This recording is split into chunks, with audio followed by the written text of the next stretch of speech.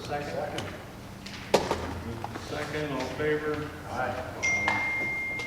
See, that Hans is listed as absent. Is he still officially a member? I can't remember if he was. He removed himself. We're still actively searching. He's still, when we listed as absent, then is, he's a member and he's not here.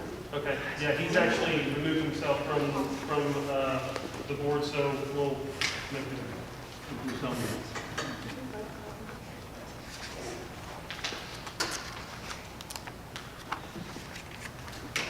Okay, we're going to move right to Article 3. Zoning. Yes, we're going to go into at least a presentation for a half hour until we get to the public hearing.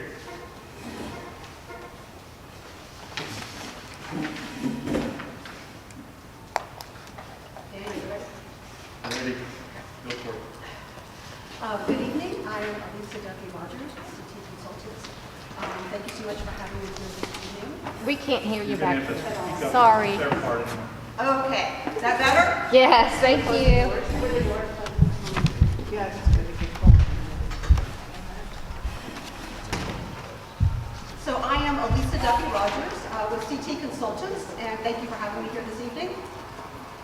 So this evening, our agenda we'll start with the zoning ordinance update process. We'll review the draft provincial districts and conclude with next steps.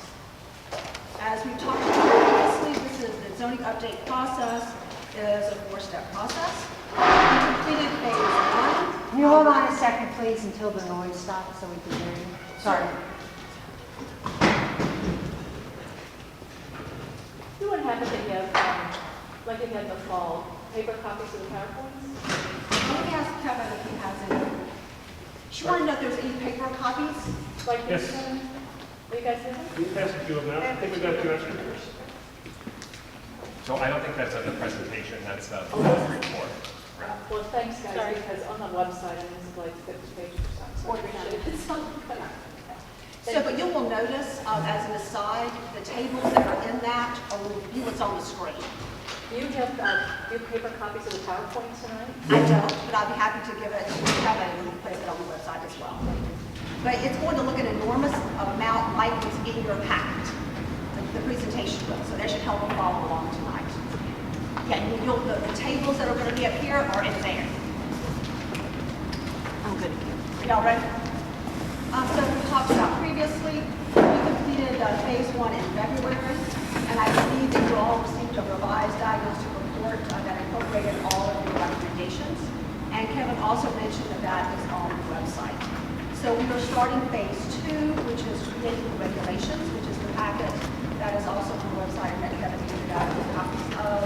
And this is really starting to flesh out that phase 1. It is in no way complete. You will see that there are blanks and various other things. This is just sort of the rough draft, or first draft of the ordinance amendments. And we call this the blueprint document. And in phase 3, we will formalize all of these, align the zoning map, and then phase 4 will actually be the adoption phase of the project. We are actually, as we talked about previously, reorganizing your code. What you will, as I said, lots of what you will see here is in the packet that Kevin had handed out. Tonight, we will be doing the provincial districts, which is Article 3.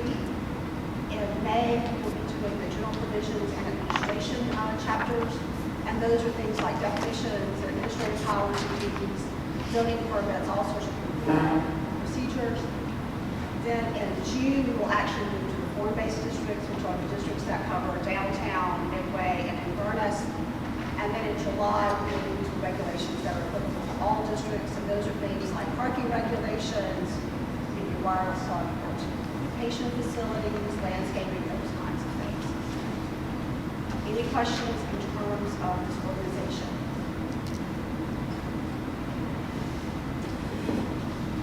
So as I said tonight, we will be talking about the provincial districts. I do want to remind you a little bit about what we talked about in phase 1. You will remember we talked about creating some different use type categories. Right now you have a P, which says that all uses are permitted in the district, and you have and that is listened to by you. And then you have conditional districts, conditional uses within the districts that are heard by the Board of Adjustment.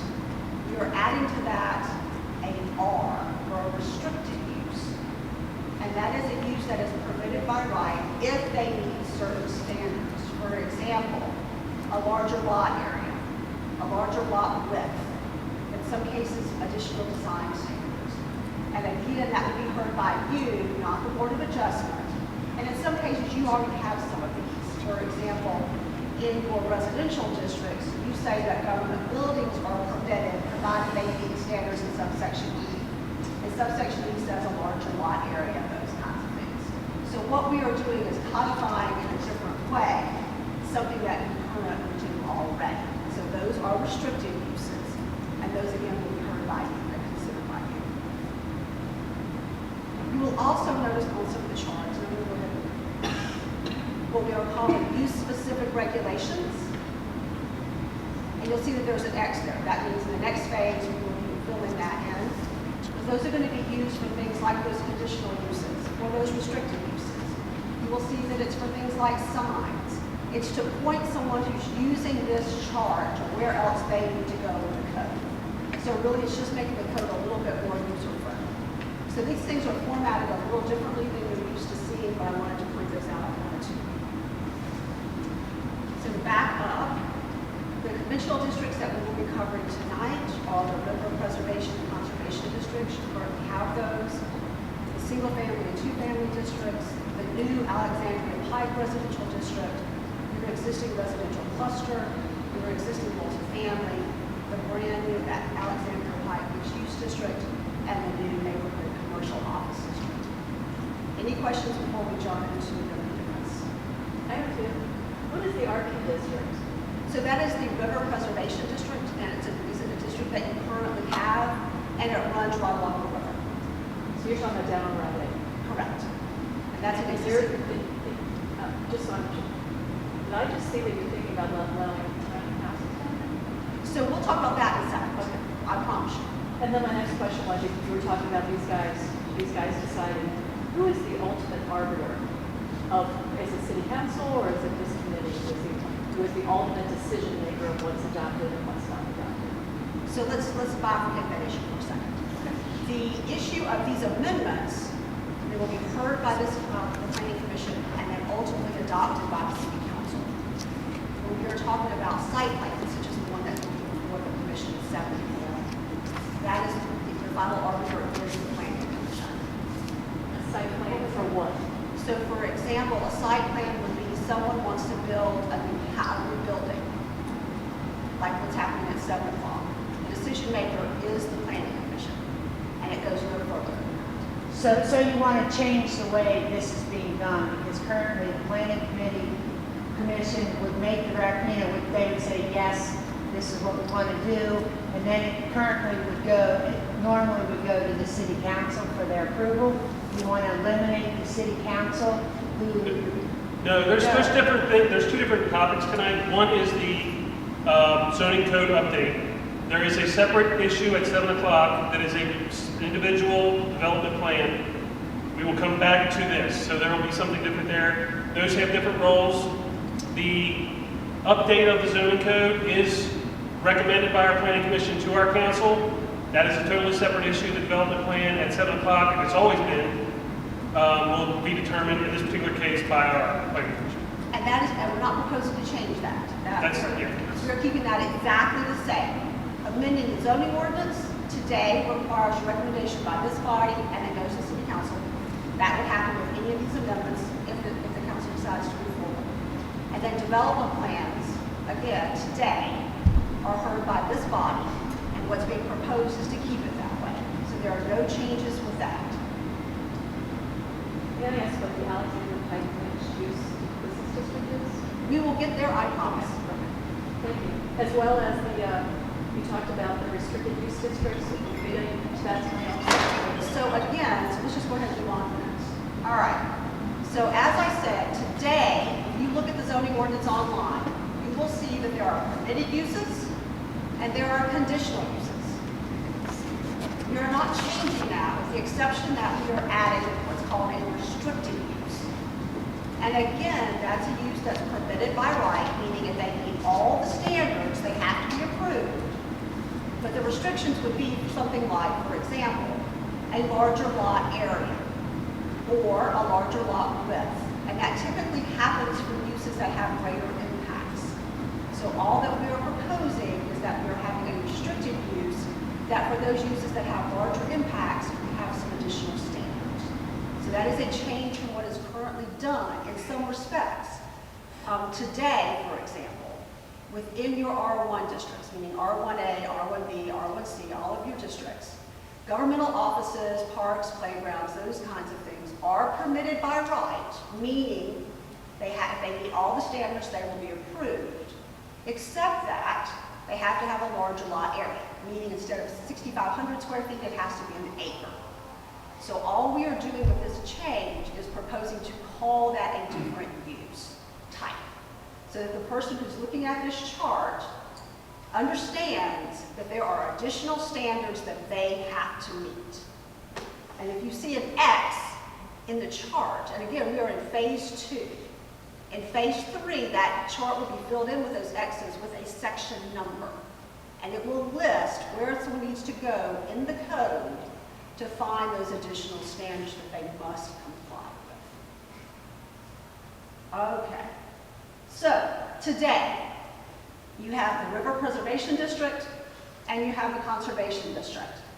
The River Preservation District runs along Route 8. And believe it or not, the Conservation District exists in one place in town, and that is on the east side of Glen Royal Road. Where? Glen Royal Road, Where's that? sort of the northeast corner of town. And the Conservation District, someone said to me, and I think it, you want to see where it is? Yes. All right. Oh, is that, Yeah, it's on the reservoir in the north. okay.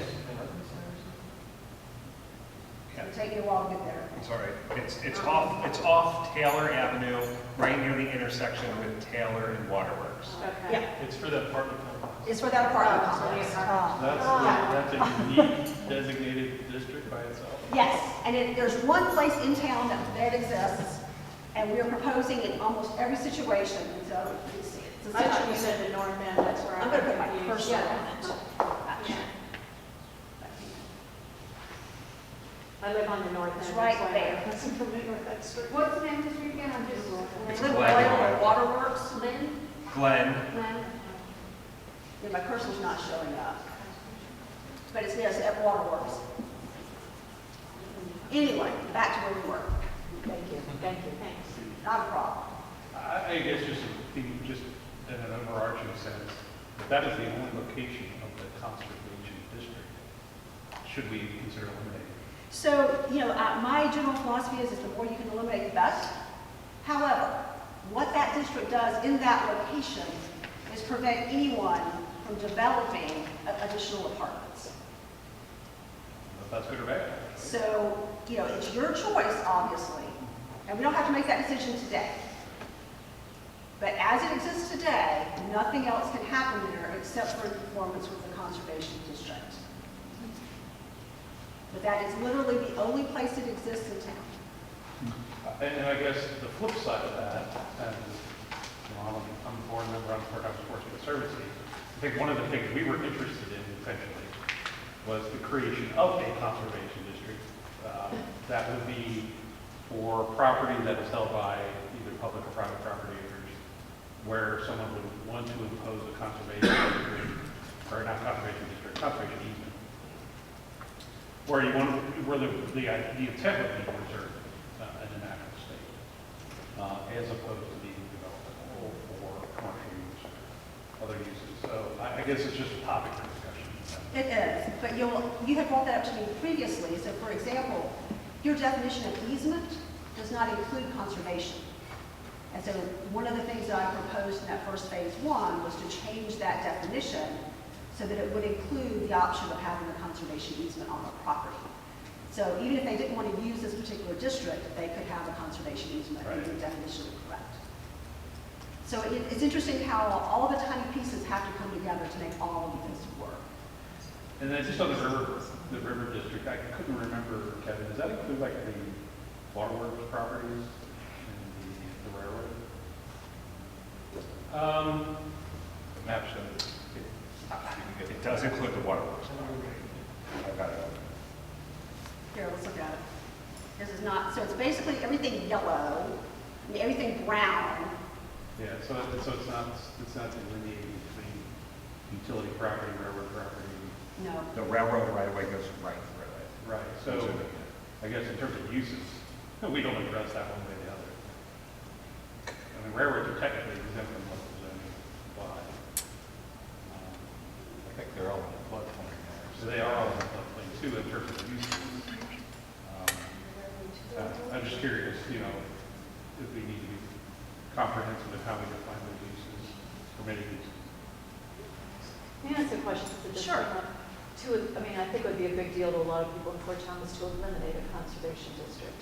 Would that be a city council decision, or would that be, if you're saying if we only have this one, maybe we should just eliminate it? I think people that I know would have a problem with that. Would that be a city council decision, or would that be a decision of this committee? It would be, this committee, as we said, provides a recommendation to the city council. Keeping the conservation district is certainly a policy choice. As I said, it's only applied in one place, but that doesn't mean as long as we have it, it couldn't be applied somewhere else. So there may be a benefit to keeping it, just so that if someone at some point in time wants to do that, they can. What Mr. Or redefining it to be something different. Right, so, and what this gentleman was saying is that there's another way of getting there, which has, instead of having a specific zone called a conservation district, you could have a conservation easement, in which case the easement is either, easement holder is either, for example, the city of Fort Thomas or some other conservation. It's just bad PR to say we're eliminating the one conservation district. It sounds really bad. It sounds really bad. But even if the council does decide to eliminate, I'm not saying, there would still be another way for someone to say, I want to conserve this part of my property and put it in a conservation easement. And as long as that easement's recorded, no one would be able to, for example, build on it. But, it's certainly a policy choice, and certainly there's no harm in keeping it. Okay, so in terms of the conservation district and the river preservation district, you will see an existing and a proposed column in terms of what the existing uses are and then the proposed. We are not making any particular changes. We did actually make the uses more generic, as we talked about in the phase one, and lump lots of things, say, into a public facility or into a cultural institution, those kinds of things. But the changes themselves are more in nomenclature than meaning. We did talk about during the phase one, for example, allowing tiny homes in the river preservation district, as well as the community plan talks about allowing camping facilities within the river preservation district. As you will notice in this list, we are not permitting any sort of residential, which is right now today, all residential is expressly prohibited in the river preservation district. And then camping facilities are not permitted. So that is a policy choice. You don't necessarily have to decide it tonight, but if there's any thoughts that you may have, we can certainly have a brief conversation about it. I guess my biggest question is the access, since Route 8 is no longer Route 8, and if it will eventually not even be a usable egress for the property. For any kind of lot. Right. Yeah, So well, how does that affect our land use decisions? But if that public right-of-way stays open, that wouldn't preclude someone in the future even making a private access in the public right-of-way. Who makes that decision? Well, right now it would be KTC because Yeah, it's but the right-of-way. it's no longer KYTC who makes that decision. They haven't abandoned the right of way. They've just. They haven't abandoned the And as right-of-way. I understand, they intend to keep the right of way, but they're not going to use it. So then they would be the decision makers as to whether or not to allow a private roadway or driveway within a public right-of-way. Right, but the driveway, in terms of frontage and lot requirements, it's a publicly dedicated right of way. The question becomes is what is the nature of that right of way? If it's for a transportation facility or not. I mean, if it's a utility corridor, can you put a driveway to a utility corridor? I mean, I'm not saying we solve it today, I'm just saying, it's something I to don't think think that was about gonna be before solved. we figure this out. Right. Plus, you know, the railroad controls all access to their property, so, you know, do you have a lot where there is no access? I guess that's where I'm just trying to say if there's public right of way, and that still allows for the possibility of access, whether that's via public road or private driveway. And I guess one other question, Pat, are we members of the FEMA flood insurance program? So presumably, if anybody built anything down there, they did have to do a letter of map revision for having. In all likelihood, I haven't really looked closely at the full parameters of that, but in all likelihood, yes. And keep in mind, when we're talking about tiny homes, they don't necessarily have to be on a foundation. Right, I was just saying, even if it's a community center or something like that, it still has to be FEMA requirements. And really and truly, while those are newly defined uses, they're pretty much already permitted within the district anyway. You know, obviously we have issues in terms of whether or not it's going to continue to be a road. But that doesn't mean it can't at some point in time be, you know, a bicycle way, right? Which still would have, Right, it's just would you permit a public facility to have access to a bikeway? we don't have to solve that tonight. Right, exactly. That's All right, any other conversations that we want to Just for have? fun. You're talking about Route 8 to the river, right? Route 8 east. So how would we, let's say we're not going to do any of this stuff, but we want to keep it the way it is, you know, green space. Is there a way to propose that for a regular citizen, instead of doing tiny homes and camping facilities, to propose keeping that a conservancy? So keep in mind that today, as we sit, it's zoned river preservation. Yes. Nothing that's up here is changing that. If it is owned by a public entity, whether it is KTC or the city of Fort Thomas or some sort of conservation facility, they certainly can keep it as open space. The city is not permitted, because of property rights, to tell someone, if they are a private entity, that they have no usable use for their property. Because if you do that, that's considered a taking, which is not permitted. So therefore, we have to allow some use that has some utility on every single solitary piece of property in the city of Fort Thomas. We have no other choice. That's from the U.S. Supreme Court. So, to answer your question, if the city of Fort Thomas wanted to buy it from stem to stern and make it conservation, wonderful. If somebody wanted to buy it and turn it over to the Nature Conservancy, wonderful. But if it's held in private hands, it has to have a use on it. Thank you for explaining. Appreciate it. And right now it's a mix, so It is a mix. city-owned property and then private-owned property, so. What's behind the switching the agricultural just to a restricted use in that zone? And I just wondered what, Because today it has additional standards for it within your code. okay, rather than just keeping it the permitted use? So for example, let's see what happens. I mean, we certainly could make it that, but what I did in almost every situation was if you have additional standards for it, then I just made it restricted.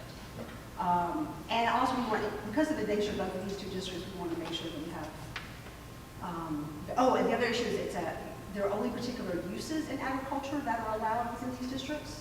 For example, you're not allowed to have a pig farm under your code today. And so the reason I made it was restricted was to Because of those? because of those conflicts. Okay. Yeah. And I Am I reading apologize. this right, that we're proposing to allow sexually oriented businesses to open? So that is the only place today, again, as you'll notice the existing and proposed, today, when I say existing, that means it's in your code today. The only place where you can have a sexually oriented business is in the River Preservation District. And so we are not proposing to change that in any way. The only thing that may happen to change that is whether or not we find that, because most communities should have some place for a sexually oriented business. A number of years ago. Seriously? I'm sorry? Yes. Yes. You have to, you can't deny it, but you can control where it can go. You can control where it goes. And File lawsuit immediately. in 2012, a decision was made to put it in the River Preservation District. And we are not changing that under this proposal. Excuse me, if I may, Elisa, it is 7 Oh, o'clock. I apologize. No, and I would like to get to the development plan. out of this and everything? I don't know that it has to be exited out of. I mean, I don't know that we do desire or want to do the presentation on the screen, or do you need to? I think they have all your information, and actually a lot of the public does, so if you're okay with not referencing, referencing it, that's fine. It's up to you all. Okay, that's fine. I just wanted to make sure, they didn't need the screen. So we can just leave it there for a minute. Where it is. Okay, 7 o'clock, so we'll move ahead with our public hearing concerning the village players at Fort Thomas and the changes to that building. I have our secretary read the group proposed. I, Dave Wormel, Secretary of the Fort Thomas Planning Commission, hereby certify the attaches a true copy of the notice of a public hearing held Wednesday, April 20, 2022 at 7 p.m. at the Fort Thomas Community Center. To consider stage 1 development plan in addition and renovation to the Village Players building located at 8 North Fort Thomas Avenue. River Studio is the applicant. Thank you. Do you have anything else, preamble or? Yeah, you can see by my review that I provided you that the rear portion of this existing building will be removed, will be slightly enlarged. The use for that area is not going to really add occupant load to the building significantly. We have essentially the backstage areas, storage, screen shop. So for that reason, I don't think we really need to worry about, one of the things we always talk about is parking. But we're not really adding load to the building where they're going to be able to really get more people in. It's really more associated with, like I said, the backstage areas, storage, mechanicals, things of that nature for this addition. They really need that space. The other portion of the space is underneath the proposed walking path that will go from the rear parking lot up to the avenue. There is a small little area there underneath that will essentially be for the lighting and whatnot, and sound for the performances. So once again, we're not really adding any significant, in any way, occupant load. So, for that reason, I don't think we really need to address anything as it relates to parking. Moving forward, there's most of the elements of what my review is really isn't being affected significantly. There will be an accessible path that comes from that parking lot to the rear door. There will also be, once again, the steps that the city is a portion is involved in this project. Will be coming up alongside and going to the avenue. With the other items, there's really no changes with street unloading, trash disposal, lighting, screening. A little bit of lighting will be, we intend on likely putting some lighting in the parking lot now that we are going to gain ownership of that. The lighting on the building will be, as you come up the steps, will be low-level lighting and things of that nature. So there won't be anything significant there. Screening, we don't need to screen, it's all commercial all the way around. So there's really not a whole lot to worry about there. The central business, the design review board will be meeting on this particular issue next week. They'll be looking at the elements for which they are generally regulate. That's really all I have at this point, unless you'd like to ask the developer. Yeah, we'd like the developer to come forward and fill in any pieces.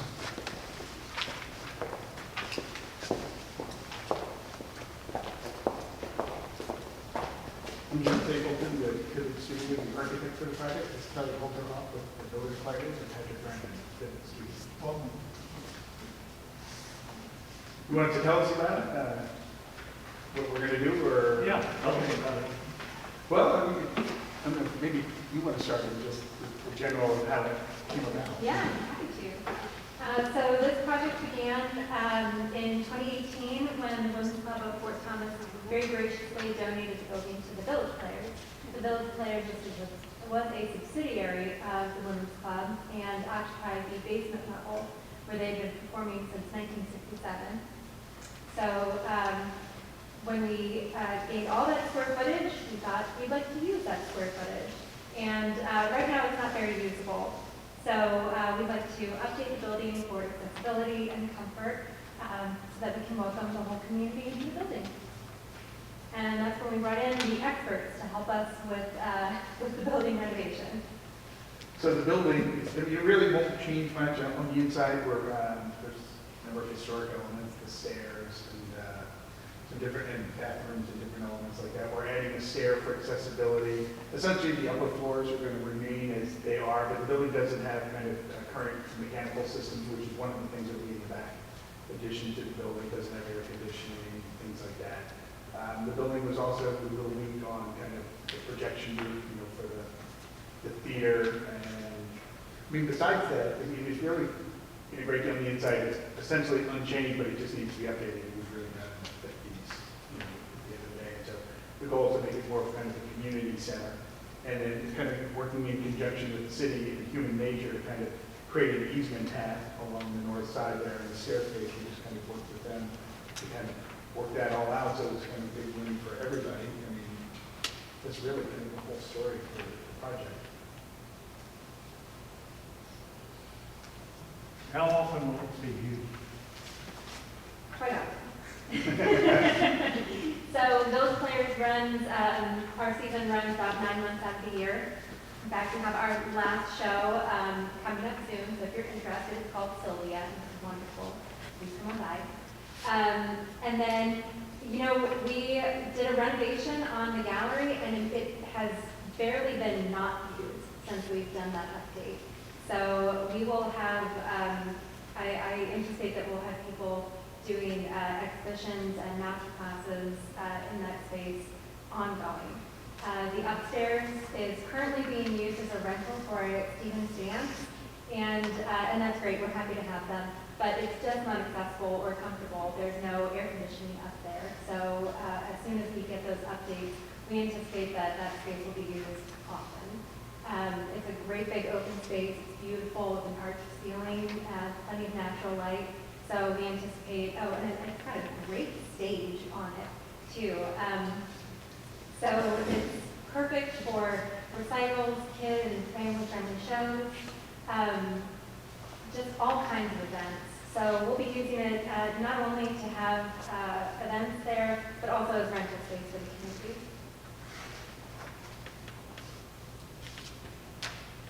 Commissioner members, any questions? So is the new entrance actually the theater off the new addition in the rear then?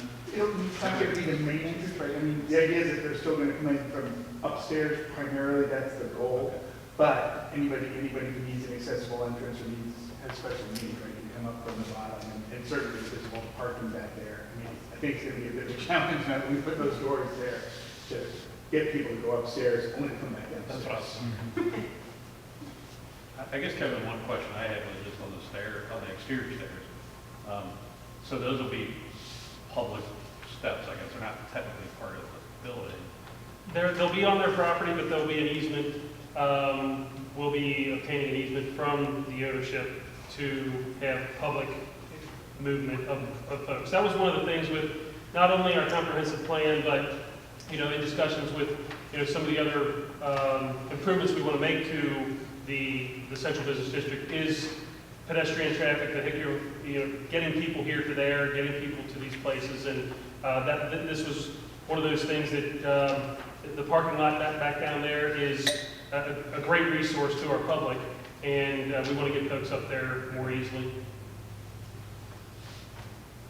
Is there any concern about just kids hanging out there and this is now public, I could just envision a lot of kids sitting down there, eat their Subway and whatever.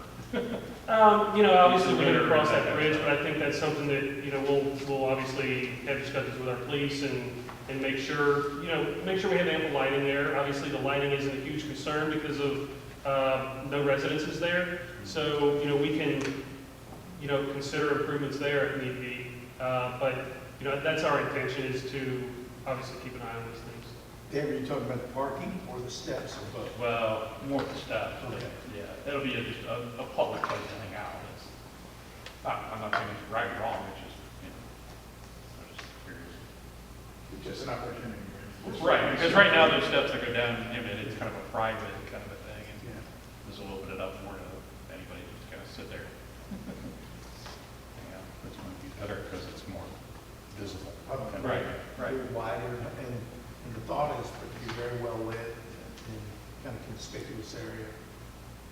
There's a 10-foot UHLP easement going next to the building. You usually can't build an actual building on an easement. Has anyone checked into that? You said underneath the stairs there's going to be some space as part of the building.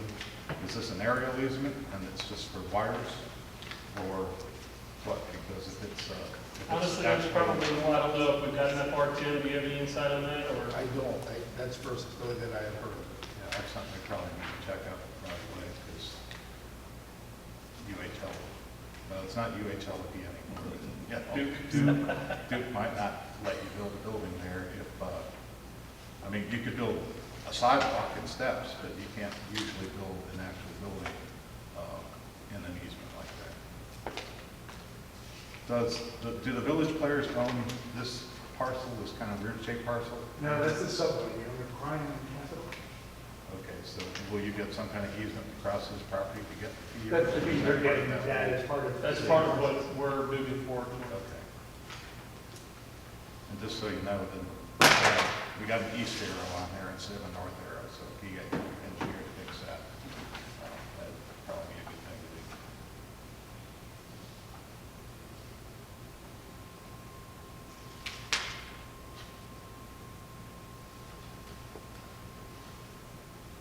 The interior plans are just kind of schematic at this point in time.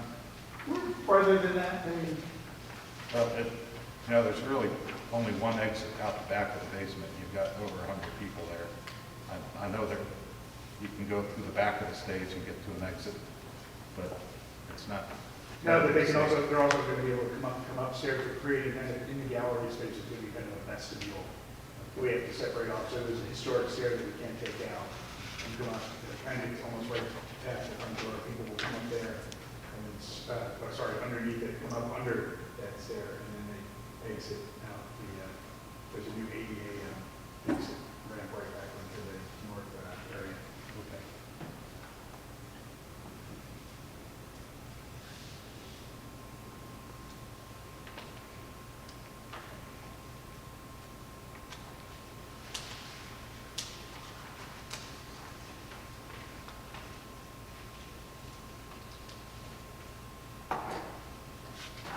I mean, it does look like you have the plans, right? So, make your own tonight.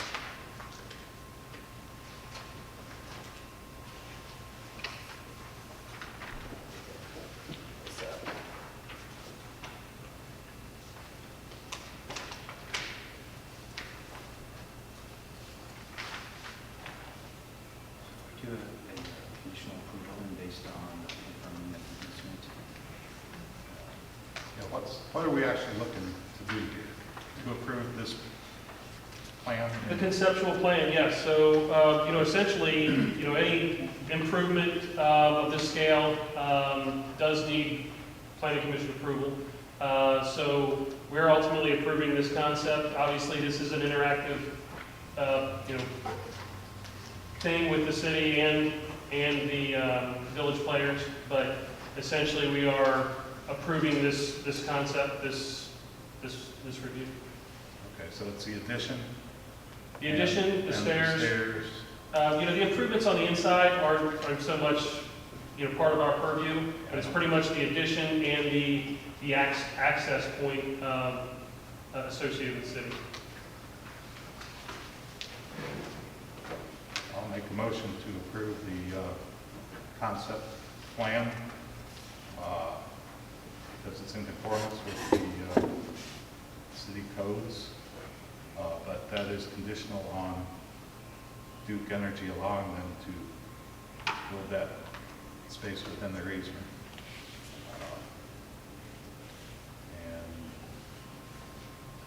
us Public about. access easement for, Yeah, and a public access easement across the subway property. I'll second that.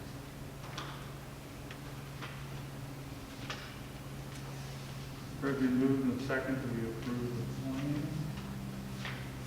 All in favor? Aye. Opposed? Order. Thank you.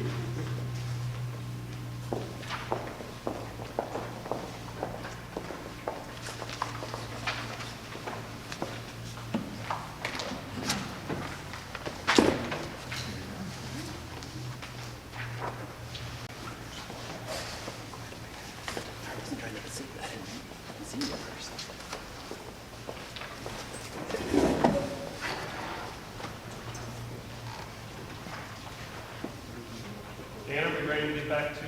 Ready to. Make sure we're all on the same page. Are we ready to move on from the uses?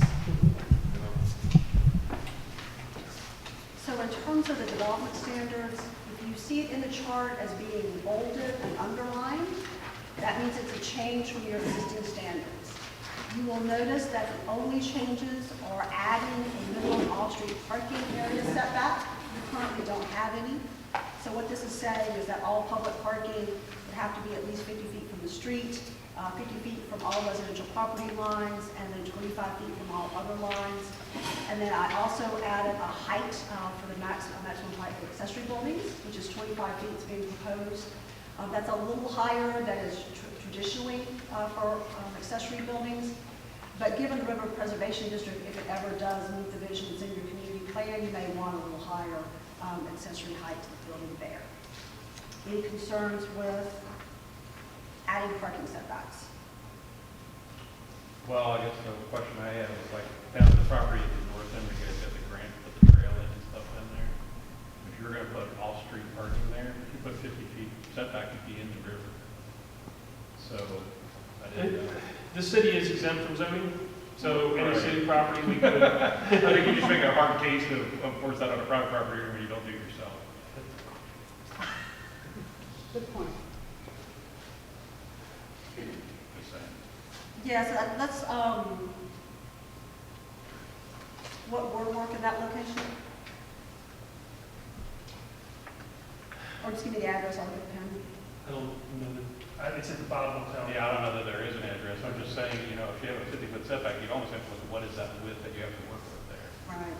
between the track and where the river. And I looked at several properties, but I didn't look at every single solitary property from there from stem to stern. So let's go back to the drawing board. 50 just seems quite a bit. It is, it is. But the reason it was chosen is because very much people want to think about this area as being green. Right. And they really don't want to drive down Route 8, if and when you could ever drive down Route 8 again, and see parking. Right. So, I mean, you got the 50-foot width of the railroad right away between Route 8 and private. that's true, that's true, that's true. So let's go back to the drawing board on that number. So keep in mind that these are numbers in a chart, and what we're doing is having a conversation about them. So if you're unhappy with them in any way, we can deal with it now, we can deal with it in phase 3. These are very easy changes to make. Right. Same with the height of any buildings, because you're probably going to have to elevate most of them 10, 15 feet off the ground for flood concerns, so. Yeah, it's not a building there at all, that's pretty slim. It It's is. in the floodplain. Any habitable. Any habitable building. Again, that's your current height that is there, but it wouldn't surprise me, if you had, if it becomes the bike trail that's shown in the community plan, that you have some building there for bike storage or those kinds of things. Yeah, I'm just saying that you may want to make, like you said, make it higher. Yeah, we may want to make it higher. So when we look at the contours and all of that, our marching orders to us that we indicated this project was, unless it was absolutely necessary, we really don't start monkeying. We're not going to monkey around with a lot of new development standards. So in many cases, I kept them the same, unless there was compelling reason, either from this commission or from some of the numbers that we got from the DOA with the variances. We just did not spend a whole lot of time changing those numbers. But it may be necessary to increase that height. The height's measured from grade, correct? Yeah, it's measured from So grade. if you have to artificially elevate this building to get out of the floodplain, and you have to do that 15 feet, you're only allowed 10 foot You only have a 10-foot building, right? Yeah, and so that's a problem. Yeah. So when you look at the height there, even though that's your existing standard. Could you define the height in that area just as the height above the street level or something? Well, we can. You can do it that way. We can, Above the floodplain, what the basic flood. you know, you go height above floodplain. Say if you keep 25 feet, you just define the base of that, it's a little bit different. Yeah, exactly. Or if you don't, if you're uncomfortable with that solution to it, we can also say it's 25 feet and you can have a waiver to it. You know, because there's a huge difference in contour from, you know, from north to the south. So we make a grant, give you the ability to grant a waiver. There are any number of ways to skin that cat.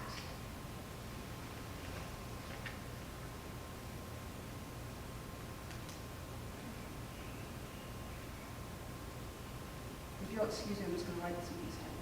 All right.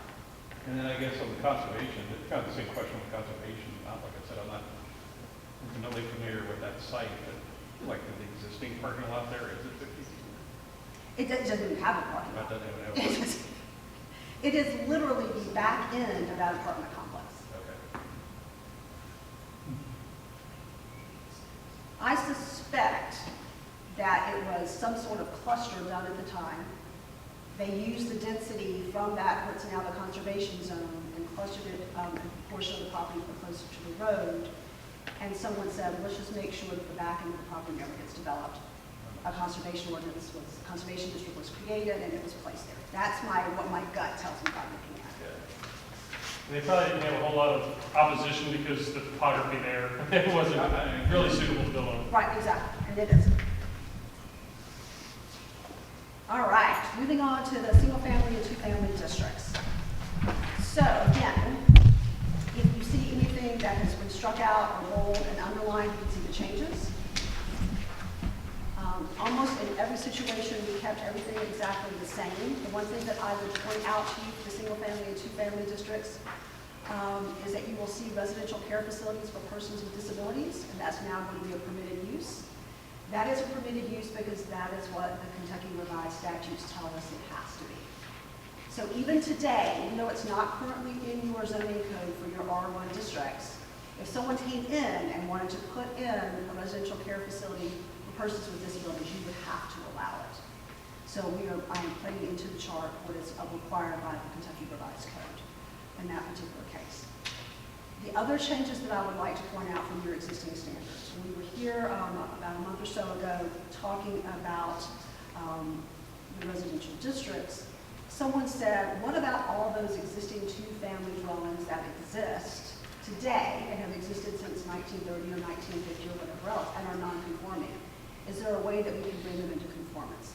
So that you will notice in the R1B and the R1C that those are conditional uses, and one of the conditions would be, for example, that they had to exist on January 1st, 2023, for example, if we decide to pass the code in 2023. So therefore, you're blessing what is currently in place, but not permitting any additional ones within those districts. So that's a policy conversation that we had the last time we met. I wanted to bring up to you what I'm proposing here. So let's stop there and have a conversation about two-family dwellings.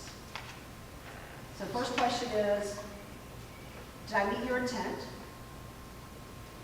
R1B and R1C, those are the correct districts. Any concerns? I guess in terms of the two-family dwelling and conditional use, are we strictly saying that it has to be prior to the passage of the ordinance, or can it be conditional on a site-specific basis, just as any other conditional use? You know what I'm saying? I don't know. So if somebody wanted to come in and put a two-family in R1C 5 years from now, but we made it conditional use, we can't permit it under your scenario.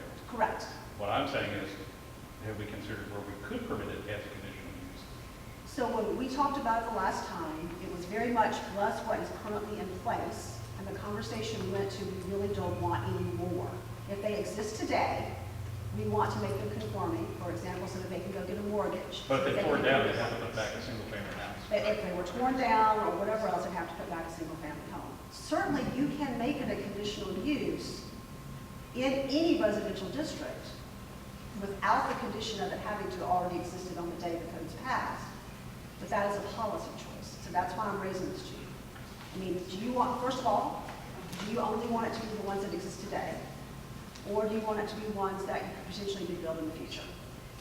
And if the answer to it is yes, maybe ones potentially built in the future, then we need to look at the other zoning districts. Predominantly, as I'm looking at your existing situation, those existing two families only exist in your R1B and your R1C. So I remember our conversation, we were just looking at trying to make the existing ones legal and not really asking for a lot of new two families. Right, and that's why, as I said, it's a conditional use, and the condition would be, has to exist on whatever date that the ordinance is passed. But what Dave is saying is, what's wrong in certain places with having two-family dwellings, new ones built? So that is a policy choice. I mean, personally, I don't, and I do agree that they probably should be limited to R1B and R1C, but if there's a two-family building out there that's really decrepit shape, it's not gonna last forever. And, 20, 30, 40 years down the road, they want to replace that with more efficient, more accessible building, I don't have a problem with that. The issue is not the building, the issue is the use. Well, I mean, as a use, if they want to come back and put back a two-family, And they could do that, as long as the use existed. as long as the use exists. As long as the use exists on January 1st or whatever date, then they could put it, if they tore it down, they could put a new one back. Okay. And what we're saying with that particular condition is you could not tear down a single-family home and put in a new duplex. Understood. So when I say existed, I mean the use existed, not the structure. Okay, so we don't have a reverse situation where they'd have to tear down a two-family and build back a house. Correct. If it burnt down, they would be permitted to replace. So that, again, the policy set question is, are we just blessing what's currently in place, the use, not the structure? Or do we want to permit two-family as a conditional use without that? Meaning anyone could tear down a single-family home and put back a two-family. I don't think we want to do that based on That was what my you were. recollection. Yeah, I think he put there what we asked you. All right. So I got the right zoning districts, and the use existed as of whatever date the ordinance passes. What I also would like to point out is we created the R1 CBD district. That is a brand new district. It doesn't exist today. And it's for those lots that are sandwiched between Hagedorn, Lumley, Miller, and North Shaw. And if you remember, when we talked about that during the phase 1, all of those lots are non-conforming. All of them have non-conforming setbacks. And we are looking to, based on the community plan, create a path forward so that those can become in some way more conforming. And so that is why you see an R1 CBD in that district. You will notice that, because those are very small lots, unlike the other R1 districts, I don't have, a community center or institutions for human medical care, which is a term of art that's in your current code. That is not permitted in that district. Because we are creating it specifically to help the people who live there on those lots that are small, very small setbacks, I did not include those uses as being permitted. Yeah, I have two questions. Please. Sure. When we talk about the residential care facility with persons for disabilities, I've got KRS 100.984 pulled up here.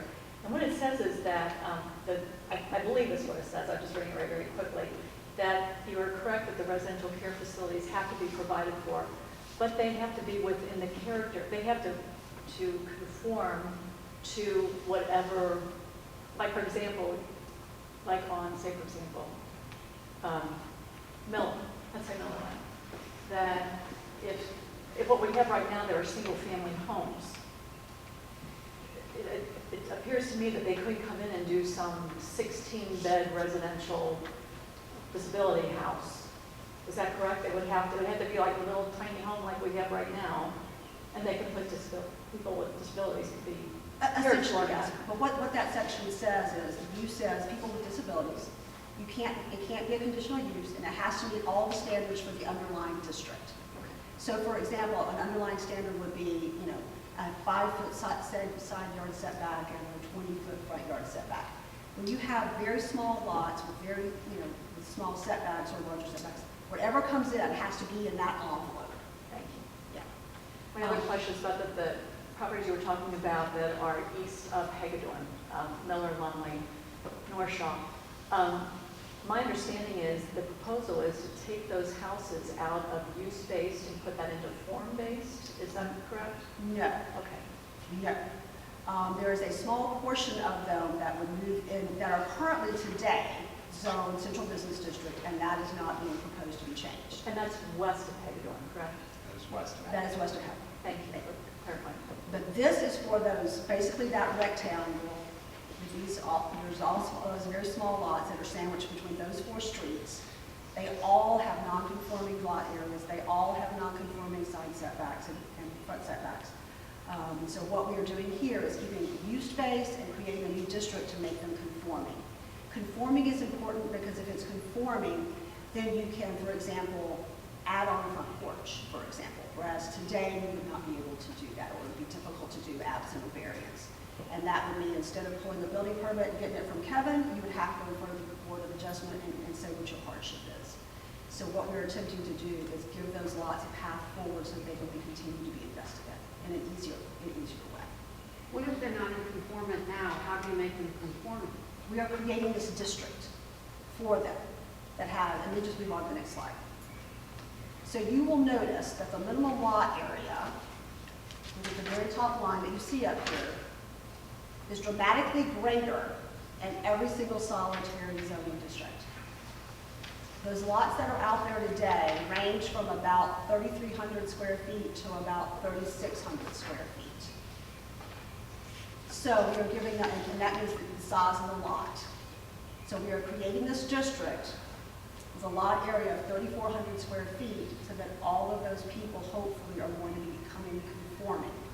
They are not today, and our path to make them that is create this district. And you look confused. Yes, I do. Are you guys confused? Because I am confused about what specific area you're talking about, really. Because you go down Miller Lane and you got the driveway that goes down. I think I might be able to clarify Okay, with you on that. yes, So thanks. it's like Lois's house, and on the top of the street, right now, it's zoned Central Business District. Yes. So that means like, if somebody were to tear down that building, they would have to put a business there. You're right now. As of right now. Okay. And what they're trying to say is they're making that so that if somebody were to tear down the house there, or they could put an addition on it, they're trying to fix it to make it more residential. Keep it residential. Correct. Yes. Okay, thank you. That's, All we want to do is keep it residential. thank you. Okay.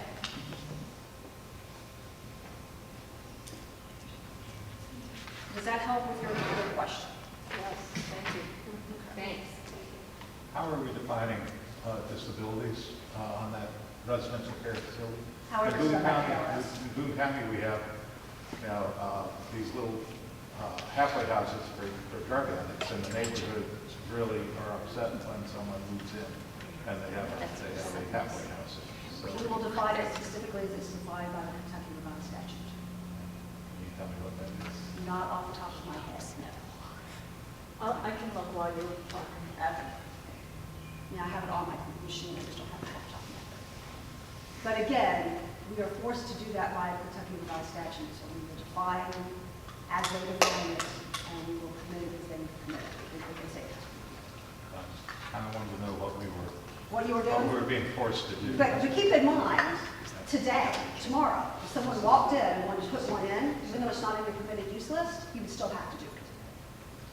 So, I mean, without amending the code, without anything else, if someone walked into Kevin's office tomorrow, Well, depending on how the disability is defined, yes, you know, right. and it keeps getting broader all the time. So that's, just wondering what would be enforced. It does, it's in, Oh, it's okay. I was looking at it. oh, okay. And if you can't find it, I'll call it on my laptop in a second. Okay, the other issue in this particular chart is we had a conversation about minimum gross floor area per dwelling. That I'm sorry? You said there was a question or discussion about what, and we couldn't hear you. Okay, so if you will look at line 4 on the screen, can you see it?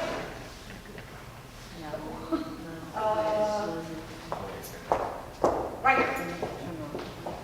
Can you see that? Yes. Okay. Today, currently, we do not have in the code a minimum square footage for a dwelling unit. There was a discussion by this commission to put one in. And it was a discussion that perhaps it would be a good idea, and let's throw out some numbers and talk about it in phase 2. So that's where we are. I threw out some numbers and we're having a conversation. So here are the questions. Do you still think it's a good idea? That's define that each individual dwelling unit has to be X amount of square feet. That's the first question. The answer to that is yes. The second question is, do you want it in all zoning districts or just in some? And the third question is, if the answer is yes to that in any zoning district, did I get the right numbers? Numbers we can talk about all day long and we can change up or down. The first two questions are the most important. Do you want it? If so, what zoning districts?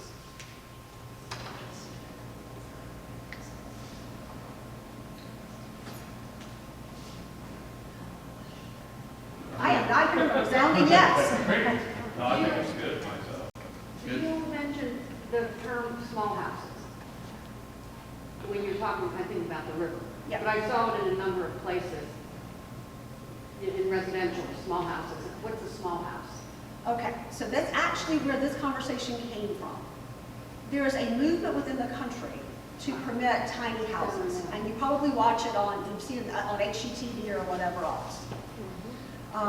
This board, when we had the original discussion several months ago, had discomfort with allowing a tiny home within our single-family districts. A tiny home is defined as just, and there's really no particular definition except for under the bill. And the reason this is coming up is because the building code changed. And the building code had standards in it that would have precluded many of these tiny homes. As a result of that, many communities are adopting this standard. And typically a tiny home is about 300 square feet. And keep in mind, there are actually two different types of tiny homes. And I sort of talked about that a little bit in the RP. If it is on a trailer, that is classified as an RV. And so you will see some of those when you watch television and various other things. People put it behind their F-150 and they tow it. Even though it's on a lot, it is still on wheels, and it is considered definitionally an RV. Once it is placed on a foundation, it becomes a single-family home or some sort of dwelling unit. And so this body had concerns that someone might try to put a tiny home on a foundation within your residential districts. So, as a result of that... Thank you, those who were concerned. I'm sorry? I'm thanking whoever was concerned. So, that is where this came from. And so the conversation was, we might think it's appropriate to have them on wheels in the RP. We're not sure that it's appropriate in our residential districts, Elisa, so let's talk about it further and let's put some numbers out there as to what might be appropriate. So that's where this conversation came from.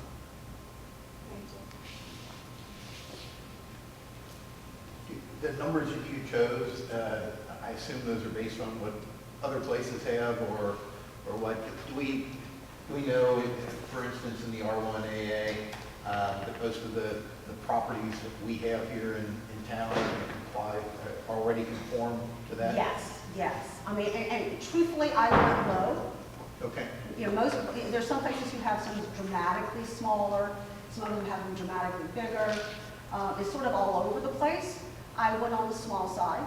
To give you a frame of reference, for example, let's look at the minimum, so let's look at the R2, which is your two-family district.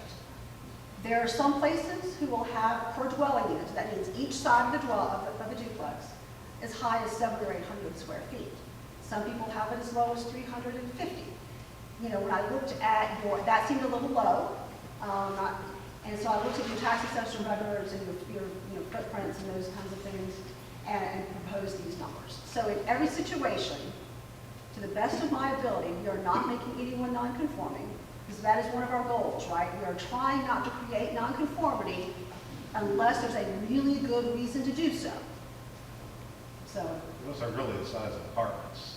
in many cases, Yeah, I don't think we've done anything that wouldn't work for a house. I don't think so either. But it sounds like the answer to the first question is yes, you want them. You want these numbers. That's total floor area, not per floor, right? Correct. And notice that it is gross.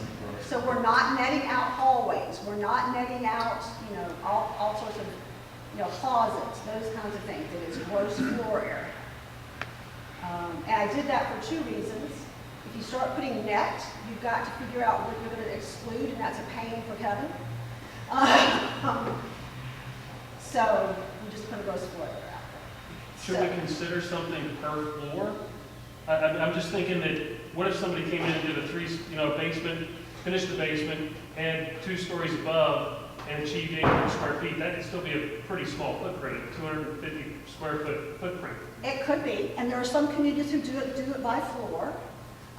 Then you start trying to deal with, it's the first floor, and you've got a story and a half, and various other things. But if you want me to propose in round 3 by floor, we could do that. Well, I guess part of it is what is the concern with having a scenario like that? I mean, if the value of the property or the space of the property is, whether it's a taller, more squat building or if it's a bigger 1-story building, at the end of the day, it doesn't matter, I guess. I think the idea of a tiny home or a very small house would alarm people, and the smaller, if you had an 800 square foot house that was divided between conceivably 3 stories and could have something with a small footprint of 250 square foot, aesthetically would likely not conform to most neighborhoods. I think that's probably my thought, But let's think about this. Given the amount of property, or the cost of property in Fort Thomas, what is the likelihood that someone's going to do that? I think with the federal mandates that are coming out, there's a good possibility. And that's my bigger concern, is the restrictions that are coming from beyond this room that are saying anything new must be, must be, must be. And there's an awful lot of that coming down from the tip top of our government. And if we allow for that, we're opening the door for that. And you've got tiny, tiny, tiny houses because they're trying to, get rid of the nice sprawling suburban, the yards. That's my concern. My concern is a national movement. It is taking hold. Personally, I think you're better off just leaving it to make it more simple to administer. I think so too. So there's still lot size requirements associated with all of this as well. Correct. We're just talking about the building size. Right. And we're not proposing changing any of those minimum lot areas. You see that. It's all exactly the same. The only change would be adding that smaller lot for the R1 CBD. All right, we don't have to make this choice tonight. What I've heard from you is, yes, you want it. Yes, it's good in those zoning districts. And if we decide that we want to do it by floor area at some point in the future, we can.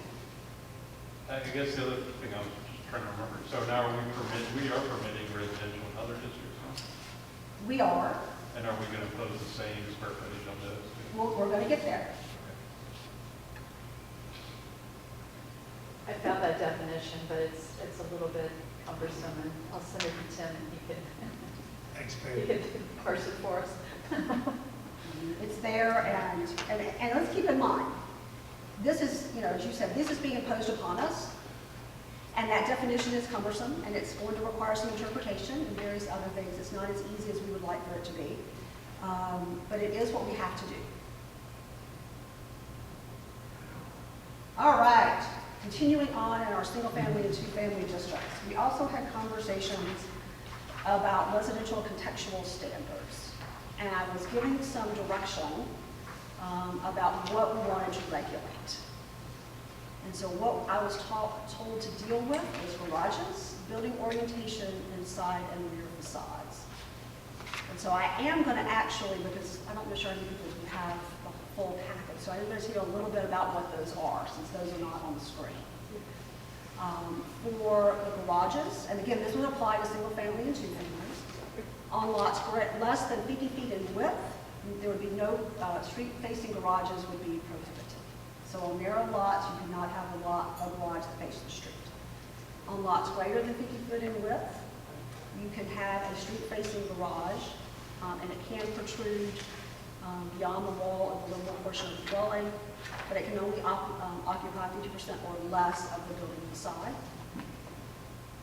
And if you have street-facing garages, they have to incorporate some architectural features.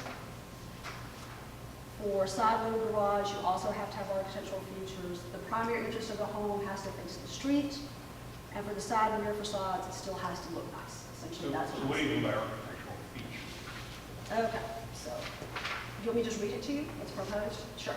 Okay. Street-facing garages shall incorporate at least 2 of the following design features. Each garage door shall have transparent or opaque windows. Garage doors shall incorporate decorative hinges or hardware that may be functional or aesthetic. Garage doors shall include overhangs, eaves, trellises, arbors, awnings, or similar architectural features that project at least 16 inches beyond the facade. Garage doors shall be flanked on either side by vertical design elements such as columns, pilasters, posts, or similar vertical features. They have to have at least 2 of those. I would say 3/4 of the garages in my subdivision do not apply, do not conform to that. Yes. Are they on lots greater than 50 feet? Yes. All right, so did I overstep by that standard? I would say so. Okay. I don't disagree with the intent. How I'm don't just they? saying, the reality is that that's not the current. How don't they? But we're not making them non-conforming by saying this, we're just saying new houses need to meet these standards, correct? Technically, yes, you are making those non-conforming, and if they decided to redo their garage, they would have to then meet these standards. Wow.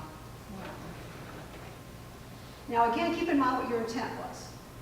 Your intent was to not have the facade of the house occupied by a garage door. And I don't disagree with the areas and the orientation, it's just the architectural features, I think, is the bigger concern I have. All right, so maybe we go too far. Let's see. Would you mind reading those again? Sure.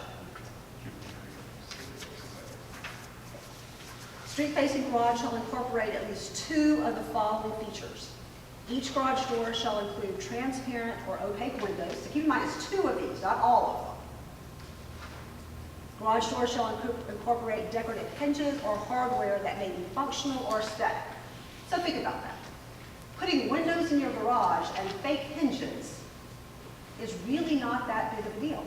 I'm just saying, most of the Garage doors subdivisions shall do not have include that. an overhang, an eave, a trellis, an arbor, or an awning, or similar architectural features that project 16 inches.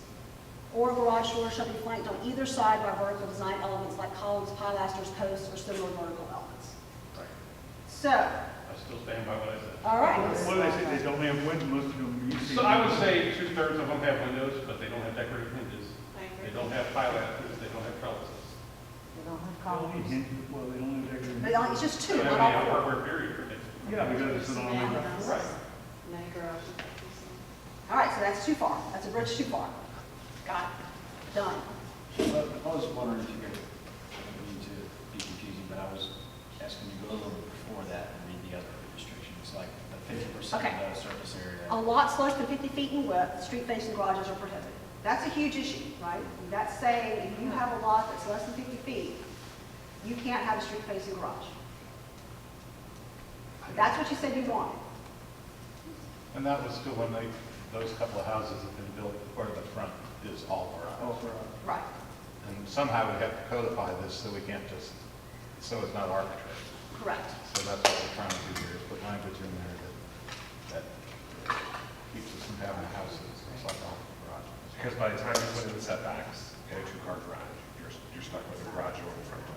Yep. Like we have by hospitals.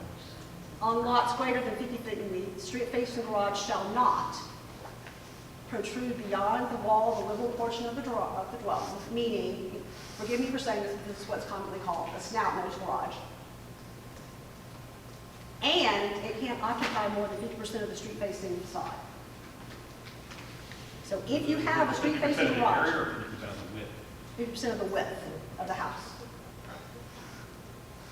So what that does is saying it can't protrude and it can't be more than 50% of the facade.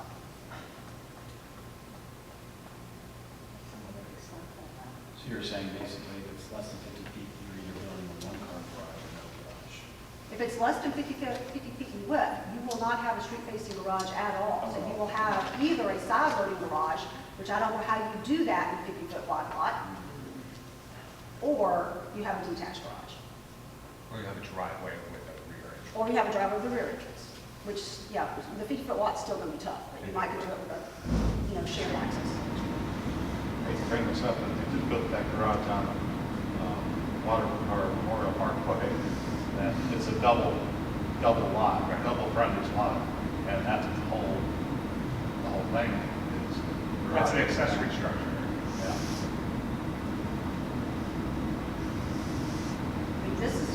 Again, this was our discussion. We did not want protruding garages, and we didn't want a house facade that's occupied predominantly by a garage. We don't have to make this decision tonight. What I'm going to ask you to do is look at the language that's in your packet. What I've heard clearly is you don't want to deal with all the architectural pieces. That you want on. But keep in mind, do the other two features, are they important enough that we want to regulate them in that manner? Does your neighborhood have maybe one of those architectural features? I would say that you already have windows. That's it. They don't have, from the outside, most of them do not have decorative or something. They don't have, a few have a pergola or trellis or pilaster, but most don't. Well, then maybe we want to say one. You could have, I would be okay with one. All right, we can do that. I think most people would, yeah. I spent some time walking and driving around today, and there are many places, you're right, that don't have windows.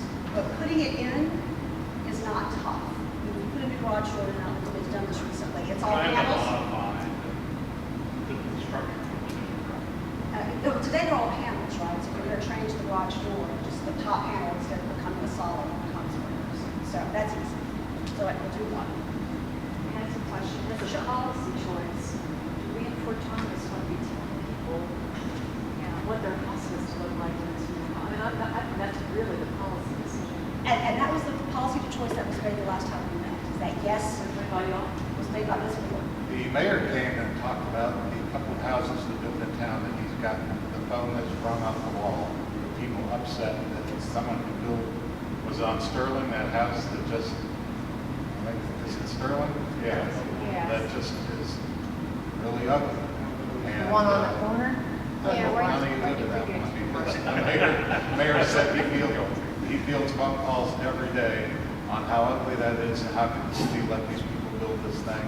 And there are a couple other new ones in town that just he's getting a lot of grief over the fact that they were allowed to build it. So we're trying to find some way. Something all around that. Yeah. The idea is to have the house face the street, essentially. Something. Have the house face the street. Yeah. Oh, yeah. Garage doors are coming single, double door. Single window. It's not double. In our subdivision. There's a few that are posted. Okay. I hate to bring this point up because I don't know if I can see it, but in carport, I think that was the call, you just have a big hanging and keeps the snow off and nothing else is not. Yeah, that's a carport. Are those allowed in our city? Are there restrictions on those if you've got? Yes, they're allowed, and yes, there are restrictions. In relation to any of this conversation? No, in that particular case, it's basically considered a covered accessory structure, whether it's attached or detached, and it has to meet those standards. Kevin, do you want to? Generally, if they're in the side yard, they need to be attached. There's really no true standard in the rear yard. When it comes to a shed or a carport, there's not a significant standard there. But if it's in the side, it would need to be attached to the structure. I was just picturing when you had said about 50% across, if it's not a garage, because we have like this massive carport. And just opening a door that probably wouldn't have to be open, but just out of curiosity. If the lot is wide enough, and it is attached to the house and it meets the setbacks, then yes, it could be permitted. That's a lot of ifs. But if it's a there are side setback restrictions. So when Kevin says it's attached to the house, essentially that means it's a part of the principal dwelling and it has to meet the side yard setbacks. And I've said this before and I'll say it again. We spend a lot of time talking in plannerese, and so if you feel like you're not, I knew exactly what Kevin meant when he said it had to be attached to the house. It meant that it had to be with the side setbacks. So if you feel like you're not getting really clear with the jargon that we're using, raise your hand. I'm learning a lot tonight. Yes, I really appreciate all. You know, it's unfortunate, the mayor got a couple calls on some of these garages because there's such beautiful homes at Fort Thomas, and I think it's wonderful that you wouldn't put this on the middle of the road to, you know, carports in some of the areas are terrible. I don't know the few calls he's gotten, I'll have to try to figure those out, but I'm glad that you're working on some kind of middle of the road. You definitely are. So if you get a chance to look at this draft, one thing I want to point out to you is that we will have photographs. We're in phase 2. Come phase 3, when this is becoming more or less complete, there'll be photographs so that you're not just staring at words that may or may not have meaning to you. So we'll have some photographs that say, this is what we're talking about. Until this body really has a good understanding of what they want, we didn't really want to spend the time putting those photographs in. But once we have a really good understanding about what's important, then we will then start putting those photographs in that will make some of this really black and white language a little bit more understandable. Okay. Again, the building orientation has to be to the street. There were some concerns that you have some houses that are turned sideways. And so essentially the side of the house is facing the street. And so there's no articulations, there are no projections, and it turns a blank face to the street. So that front of the house has to have an entrance. And then also the sides and the back have to have finished materials. So the other policy choices in this. Right now, the zoning administrator would review these for new single-family dwellings, which I should have pointed out to you. These standards only apply to new single-family homes and in 2 families. Are you okay with the zoning administrator making the decision if it comes to a situation where someone can't meet them? The language is currently drafted. They could then appeal, for example, to the design review board. So the question is, are you okay with the zoning administrator generally doing this, and then any appeal is going to the design review board? And the reason I made that choice is because today, the building permit comes in, Kevin looks at it, if it's okay, he signs off on it, and he moves on. To ask a homeowner to then go in front of a design review board seems like one more process and one more step in the process that isn't necessarily value added if we have really good standards that are objective. So, question to you is, are you okay with the zoning administrator for new single family and new 2-family someone's replacing a 2-family home, or if you decide to allow them to have that signed off by the zoning administrator? In terms of the contextual standards? So what are the side and rear facades that we need to have discussion? Although the front facade of the principal building is expected to be the primary focal point in terms of architectural character and feature, all sides of the dwelling should incorporate architectural detailing and windows that complement the front facade and provide visual interest. Blank walls void of windows or doors and architectural details are prohibited when adjacent to a street. When adjacent to a street. So, those are fairly objective standards. Not perfectly objective, but should be objective enough for the zoning administrator to administer.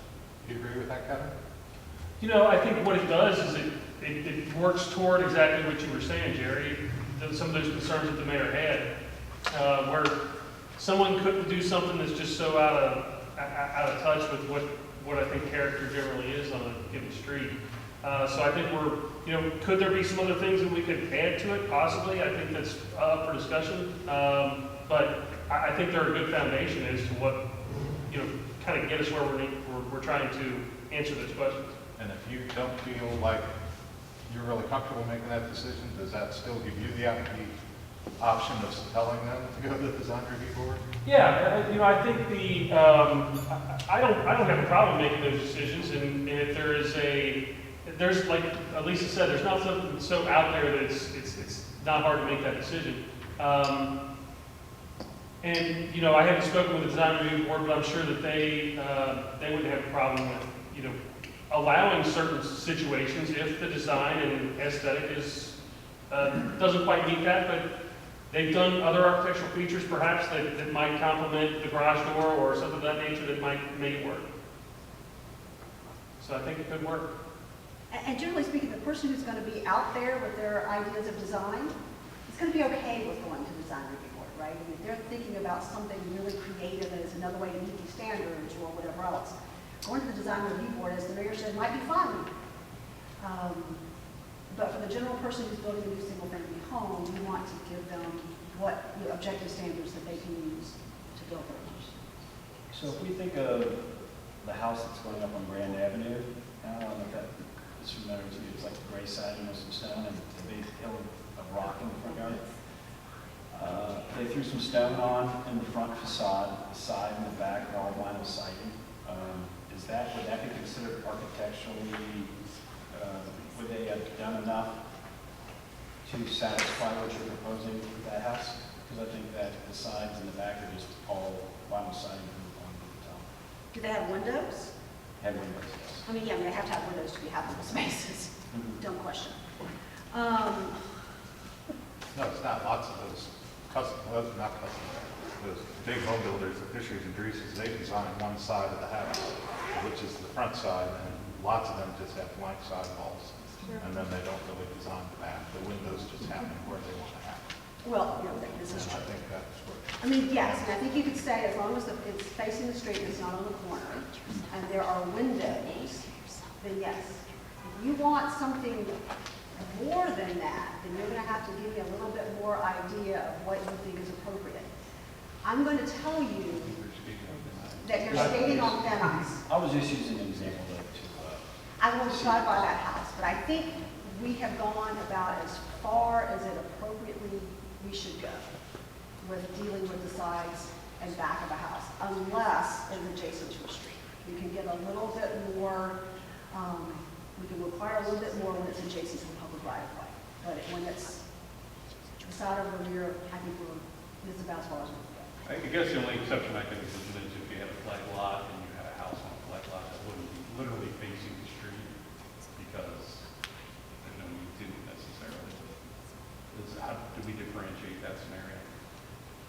So, right now, in what way? I mean, so would they? So if there, a lot of times if there's a flag lot, obviously there's a drive that comes around the front house, the back, and the rear house, the new house faces the driveway. It doesn't face literally to the street that's on the other side of the house that's in front of it. Right. Is that, I mean, you do have a fair amount of flag lots. Let me ask this question. Does it happen enough that we need to, A, deal with it? And if it doesn't face the street, why should we deal with it? And will the design, and if it doesn't meet these requirements, it has the ability to go to the design review board that can approve the orientation of the way that it's facing. Yeah, I guess the question is in your definition, you just say any lot that fronts on a street. We could do that. We could do that. On the street one way or another. Well, yeah, I But I mean, guess. the flag, I mean, what the flag lot does, and what Dave's saying, is that it reverses the public and the private space. Right. I live on a flag lot, my house doesn't look at the street, I mean, the front entrance looks. That's why I said you'd be a non-conforming house. So, I mean, we They're could down. exclude, we have a flag lot definition, we could exclude flag lots if you think it happens enough that it could be an issue. Yeah, we can. I mean, I don't think it's the common scenario, but there's several. Okay. I think on cul-de-sacs and that, I mean, you know, the street I'm on, mine's on one side of the cul-de-sac and the house on the other side is the same issue, you know, the lots are, you know, they come in 20 feet in the front and. I see. But a cul-de-sac's a different issue, right? I mean, we can deal with, you know, parallel or street or its tangent. I mean, we can deal with a cul-de-sac. The flag lot's a very different kind of animal, and so we can exclude flag lots. You do have a bunch of them. There seems to be more and more flag lots. I don't remember them at all growing up, and now they're like, you're shocked at where these houses. Does that second house have to be a certain distance back from the street? So you do have flag lot standards The pole can't be more than 300 lineal feet? 250? 250? Sorry, what you mean? I'm thinking 250. The what was the word? The flag or the stem can't be Stem? any more than 250, so it's kind of the design of the developer.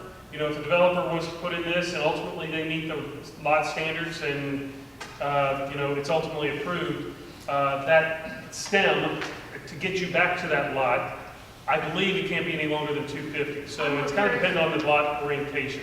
I'm more curious as to how short can that stem be? Well, generally, to create a flag lot, you're creating a lot in front of it. So that front lot generally has a certain size to meet our square footages and whatnot. I think the flag lots that are going in now, the homes that are on the street are long established homes. And then Right, they find right. out that they've got a nice piece of property behind it and it sells for a really nice price. Can it be like right behind the original house? Technically, by definition, as it stands, the front lot line at the street needs to be at least 25 foot. So what that does is it prevents a lot of lots, these flag lots from happening, because most of the lots are 50 foot wide or 60 foot wide, and you cannot create another stem. When you get that behind it, technically those lot lines that encompass where the house is going to sit are technically side lot lines. And technically they could be a minimum side setback from that rear line. So let's just say I went back behind a house. They don't have to create a front setback from that line. It's essentially a side property line, so they would need to be normally 8 to 10 feet from that line under our current standards. I mean, are you saying they should, do you think they should be further? More like a front setback from that line? Maybe not quite as much, but yes. Like I would hate to. Yeah, I will say that the ones that have come into me, most want to create a little bit more of a buffer there, and most are back that way already. They're kind of almost treating that line, the rear property line of the house in front, as a front setback. They technically don't have to do that, though. I will say almost everyone I've confronted does that. They want a little more space. You know, the people that are building that house generally want that. And so do the people probably that own the first lot. All I'm saying is you've set, it can't be any further than this. I'm just curious why it can't be, it must at least be this far. Even between the existing house and the next house. That's just my. Yeah, it's generally based on lot line, and, you know, once again, by definition, it's technically a side setback. So I don't know if that's something we can change language, you know, for that rear All right, this property is bad line. drawing. This is the stem. So this has to be at least, can't be any more than 250 feet. This has got to be 25 feet at the street. This has got to be at least 25 feet wide as it exists today. And so your question is, can the house that's here be made to sit further back from this lot line, right? Yes. So Not what, lot line. that is a lot line. So what Kevin is saying is definitionally, this line, and this line is a side setback. So side setbacks are always the smallest required minimum distance between the dwelling and the lot line. So because these are definitionally sides, depending upon what zoning district they were in, they could be as short as 10 feet from the front of this building to that lot line. That's just gross to me. So, but I will tell you, after being in 30 communities doing this work, these being definitionally a side is common everywhere. You can, if you choose, to do something different, but these being classified as a side is always normal, and many communities decide that they want to have these uses have different setbacks, or these buildings have different setbacks, because they are concerned about it being side. What you're doing right now is perfectly what happens in 30 other communities that I deal with.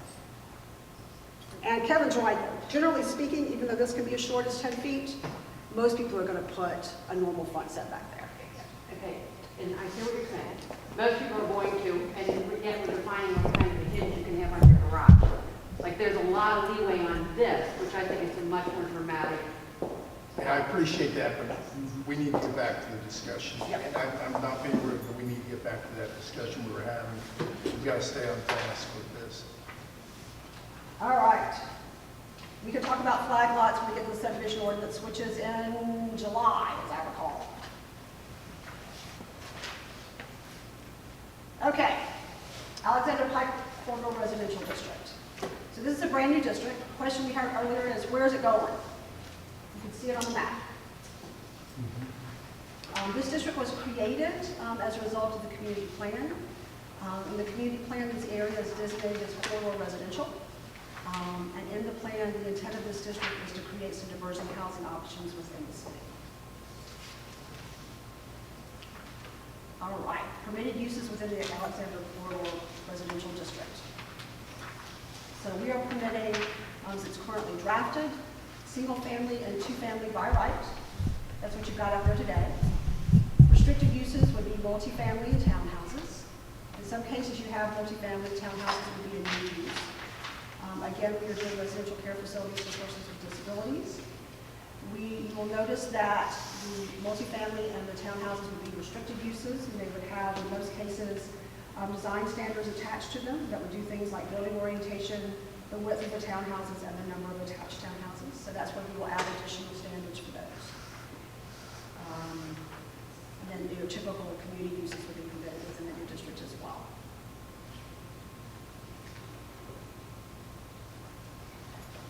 Do the people in this part of the world know that Yeah. they're now going to get multifamily homes and townhouses? I mean, Well, they're already permitted there now. that they're already, They're already there now. In some cases, they are zoned multifamily. In some cases, they are zoned single family. so if this happens on Shaw Lane where I live, am I going to get some sort That's of not where notice? it's. That's not what's Oh, no, I understand. I'm just saying as an example, am I going to get something in my mailbox saying, hey, now you're going to be able to get this as you are? There's any type of zoning change like that, there's notification, you have an opportunity to be present. But not to the individual No, you're doing owners within that zone. I mean, Right. the reason you're here, you know this is going on. Anybody in this district has the ability to be here as well. You don't, they don't I know. think they there, don't know. isn't there a requirement if you're having a zone change on somebody's property? A change in zoning, isn't there a requirement to notify them of that? Yeah. Yeah, adjacent property owners for zone changes. Now, honestly, when you're talking about a total change in our code, I'm not sure that constitutes a letter to everybody in that zone, I would think. What Peggy was talking about was a zone change, basically. So I'm saying, Tim, if I live in the Alexander Pike Corridor Residential District, I have a home on Hawthorne, and now on Okay. Hawthorne can come townhouses and multifamily houses where that didn't have before. Am I gonna get a letter in my mailbox saying, hey, baby, on July, third Thursday and Wednesday in July, we're gonna discuss this? So keep in Like mind, a notice these are or only something homes, like these are only homes that front on Alexandria Pike. These are not homes that front on any of those side streets. Thank you for explaining Yes, so these are only the single-family homes that front on the pike. These are not in these individual neighborhoods.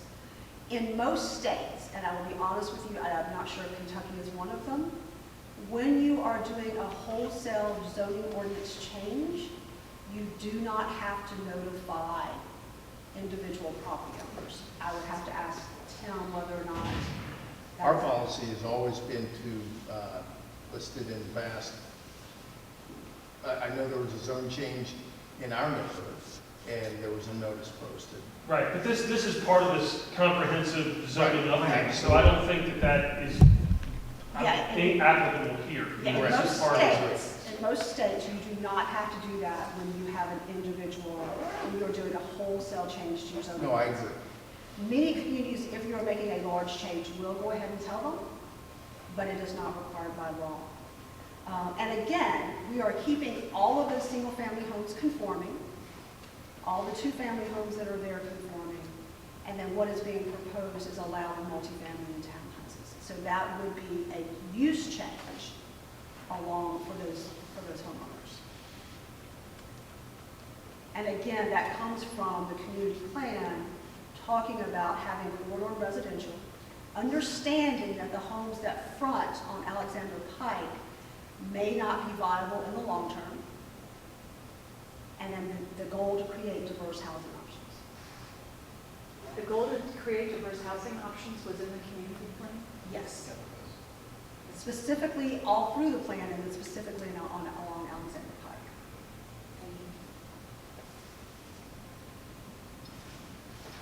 So again, looking at the existing homes that are there, we looked at having a minimum lot area of 6,500 square feet. They all conform to that based on what I saw in the GIS. The minimum lot area per dwelling unit for multifamily and townhomes is 4,000 square feet, which is consistent with your R5, which we will get to in a moment. Minimum lot width, again, just looking at your existing standards, the existing lots that are out there.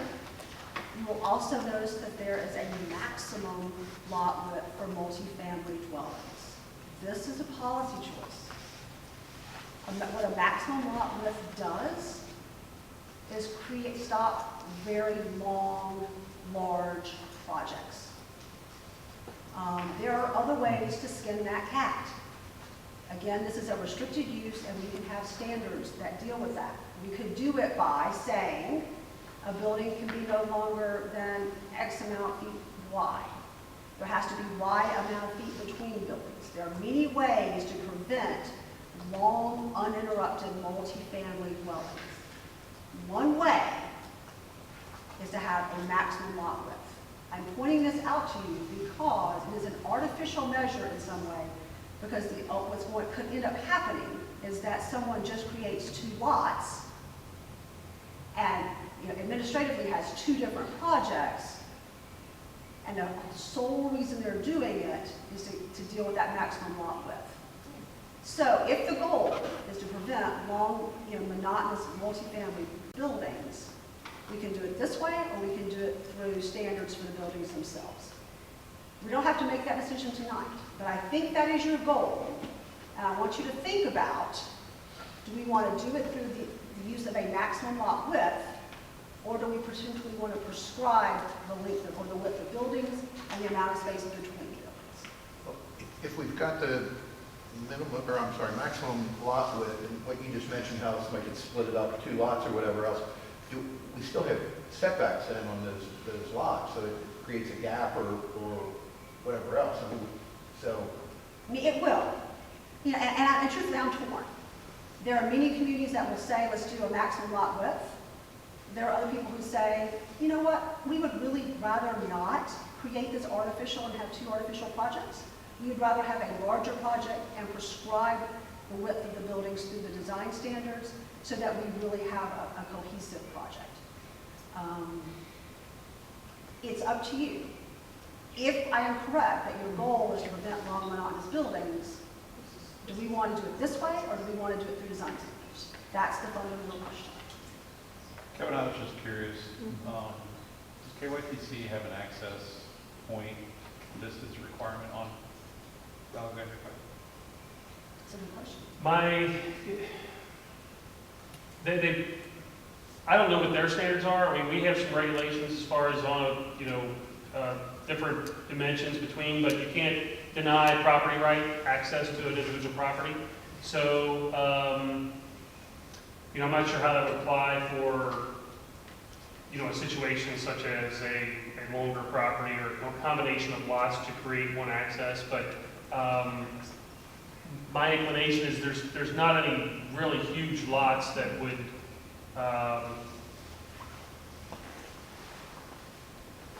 really delineate exactly what they have to do. I think most people, it's really not much of an issue, I think, for this application. Nothing's really jumping out at me unless you can think of a situation where it's... No, I was just thinking in a scenario, say that Kevin said you can only have a driveway over 50 feet or whatever. And we allow, you have a lot you get the 2 lots in that space. Then you're creating, you're forcing the issue. Yeah. No, I don't know that. I don't know that would work that way. Yeah, I think they have to provide access to the lot, and I don't know that, I'm trying to think of properties down there that would really... Well, they don't have to provide access to the lot, they have to provide access to the owner. So if it's 4 contiguous lots, They only have to provide access to his own business. Yep. So, Okay. I guess that's what I'm getting at.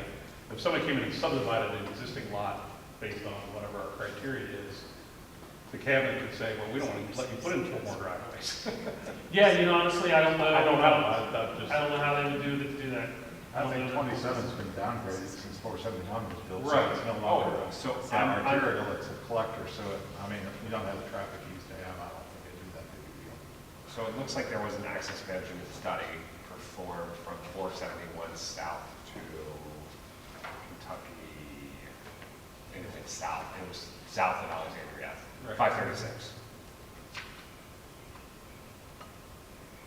Yeah, from 536 to 471, which does not include our part. Right, I was just curious if they're, that ever came into the scenario. It certainly could. I can reach out, I've got a contact, I can ask them what their typical standards are. Yeah, let's do that. That's a piece of information. I have much bigger concerns about the height of the building. How many floors up can it be? You're So talking let the me width, get the length. Okay, let's sort of get through this and we'll get to maximum height in just a second, if that's okay. You will notice that. I have one question. Sure. Is it possible to use a combination of both like maximum plot length and like other factors, like maybe not just one, but a mix of different? Yes, so what I think I will do after this conversation, or lack thereof, is propose both. Mhm. And so when we get to phase, I think it's in August, July, all of those restricted and conditional use standards will be before the commission. And so I think I'll go there, and then we'll make some final decisions before we move to phase 3. But isn't a lot of what we're talking about, this is kind of keeping it closer to 471 than the commercial areas, right? So these lots aren't extremely deep, are they? So if we, So some of them are deep, and some of them aren't. It is a huge mix in terms of depth and width and all kinds of craziness.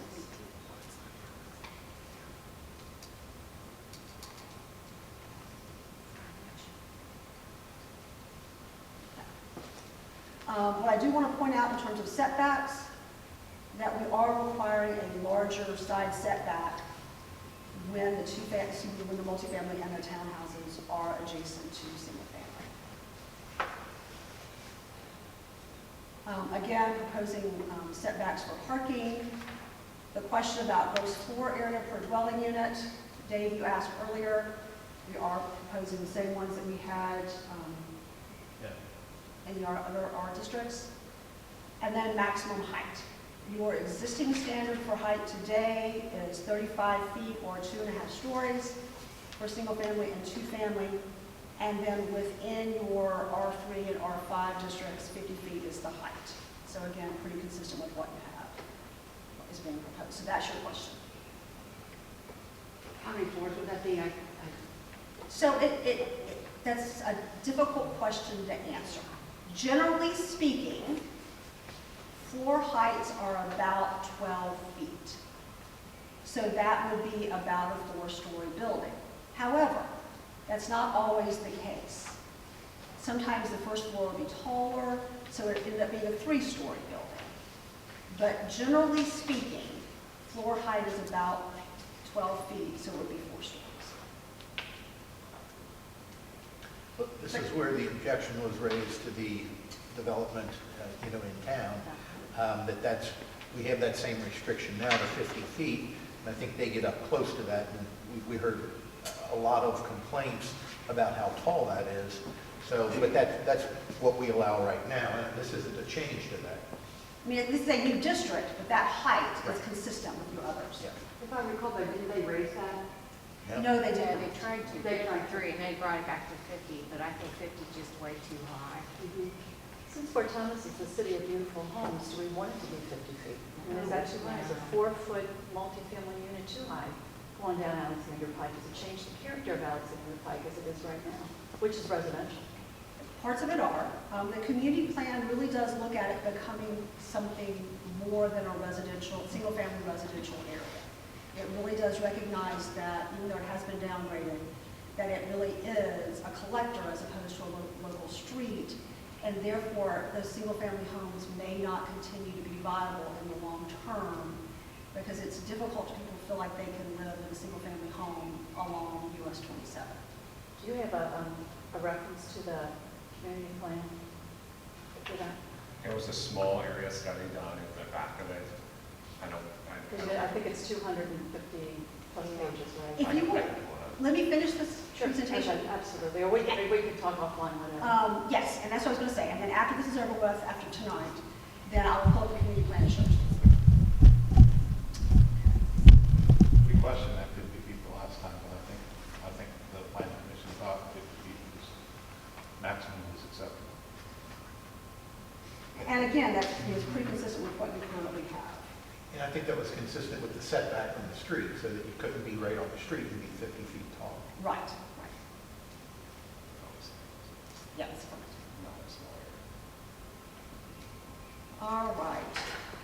So moving forward with that, we're continuing with the same residential contextual standards for single-family and two-family that we had in other single-family districts. Again, the question is being, do you think it's appropriate in this case to allow you to prescribe this for two-family dwellings? If someone decides to build these dwellings in this new district. Prescribe what? The same residential contextual standards that we talked about a few minutes ago. The lodges, facing the street, all of that. Is it appropriate to do that for two-family? Well, let's back up a second.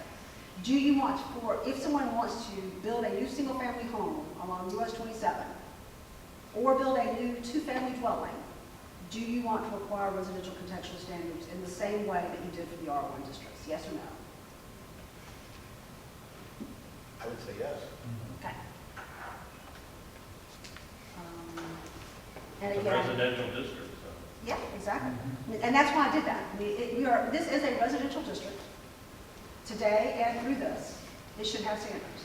So that's why I put them in. The design review board only deals with like the CBD, and they wouldn't look at these regardless, right? Correct. As it's currently drafted, it would be the same scenario that we talked with the R1. So there's no control at all if we don't do what we're talking about. Correct. Correct. We have added design review to all the commercial districts now. And we're getting there, yeah. In terms of parking, and this is a big one. I mean, the community plan talks about the fact that Alexandria Pike still, the adjoining parking still should be to the side of the back.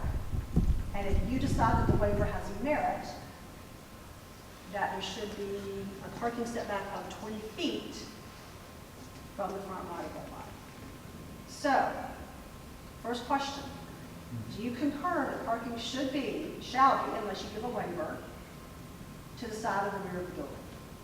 If I was one of those single-family homes and I had a choice between a building right next to me or a parking lot next to me, I think I'd rather have the parking lot. Now keep in mind, these parking location standards are only for the multifamily and the townhouses. We're not going to prescribe where on the lot someone parks for their single family or their two family. The parking location is only for multifamily and townhouses.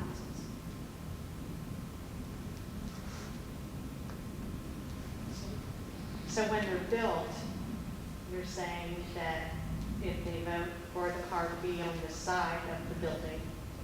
The or parking lot would be to the side or the rear of the building. Right. So that the building faces and addresses the street. Right. The challenges with Alexandria Pike in many places are topography, right? Right. I mean, in some cases, the street's way down here and the parcel's really up here. And I spent some time today thinking and walking and driving.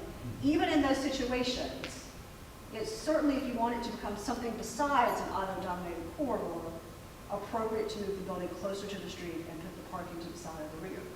But that is your policy choice. I put the waiver in there for a couple of reasons. You do have topography issues. You do have lot depth issues. You do have buildings that may want to do substantial renovations and have parking today in front. You have all of those situations that you have when you have existing development on a road. We don't have a greenfield here. So, I mean, if you think it's appropriate, we can say shall to the side of the rear, give you the ability to do the waiver when there are extenuating circumstances. The waiver can be one of two things. It can be a complete, and you can do whatever you want to do. Or you can say, you know, if we give you a waiver, you at least have this amount of setback from the road. That ties your hands a little bit more, right? I think the waiver is important. How we administer the waiver, we can talk about. The waiver is important in my mind because of all the things I said. You've got topography changes, you've got lot depth Can you problems, do, you've got- without prescribing the waiver, can you just make a waiver at the discretion of planning commission, just like it is in the CBD? We can. And that's why I'm asking these On a questions. development plan basis, you know, if somebody did come in and want to build a multifamily or, you know, wanted to do it, we could look at the whole development plan kind of cohesively, I guess. All right, so let's do that then. I mean, what there's a picture in here that shows you how the parking should be. And I will take out this, the part that says if you do provide, it has to be, you know, X amount of feet from the road. I will make the waiver much more permissive in your favor. How is that?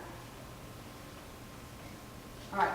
Again, this is phase 2. If you look at this language in phase 3 and you say, oh, we liked it better the other way, or do you want to come up with some other, you know, middle ground? We'll do that. What's important tonight is to be thinking about these policy changes.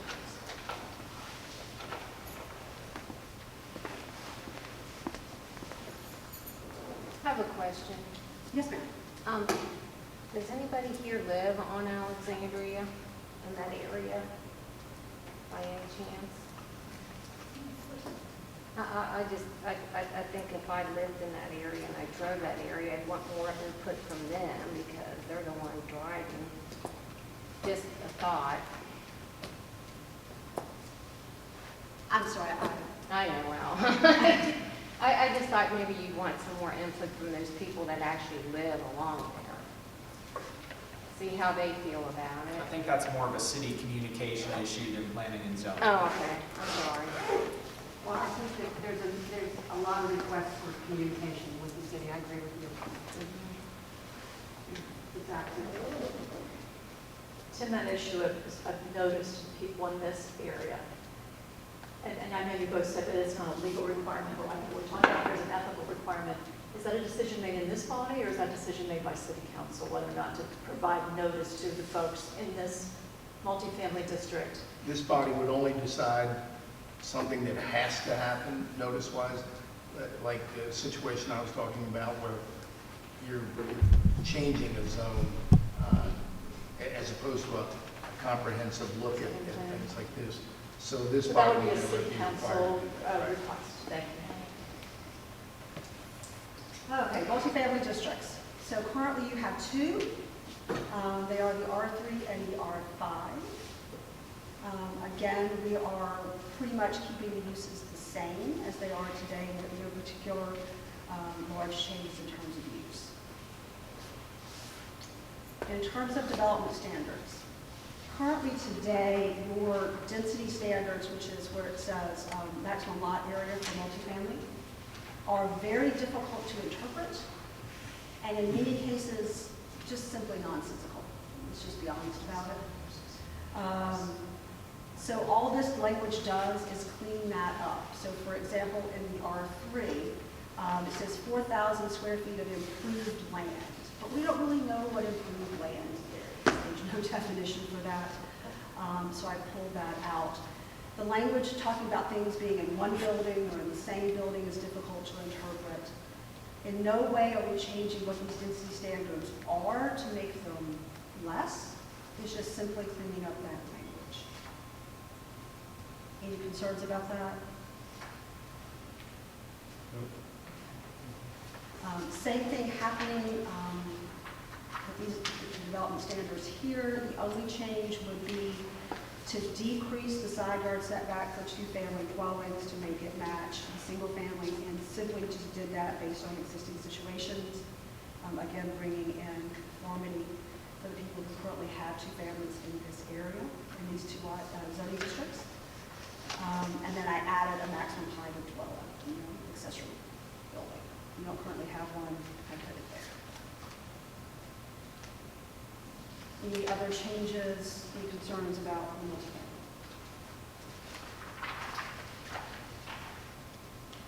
All right, the Alexander Pike Mixed Use District.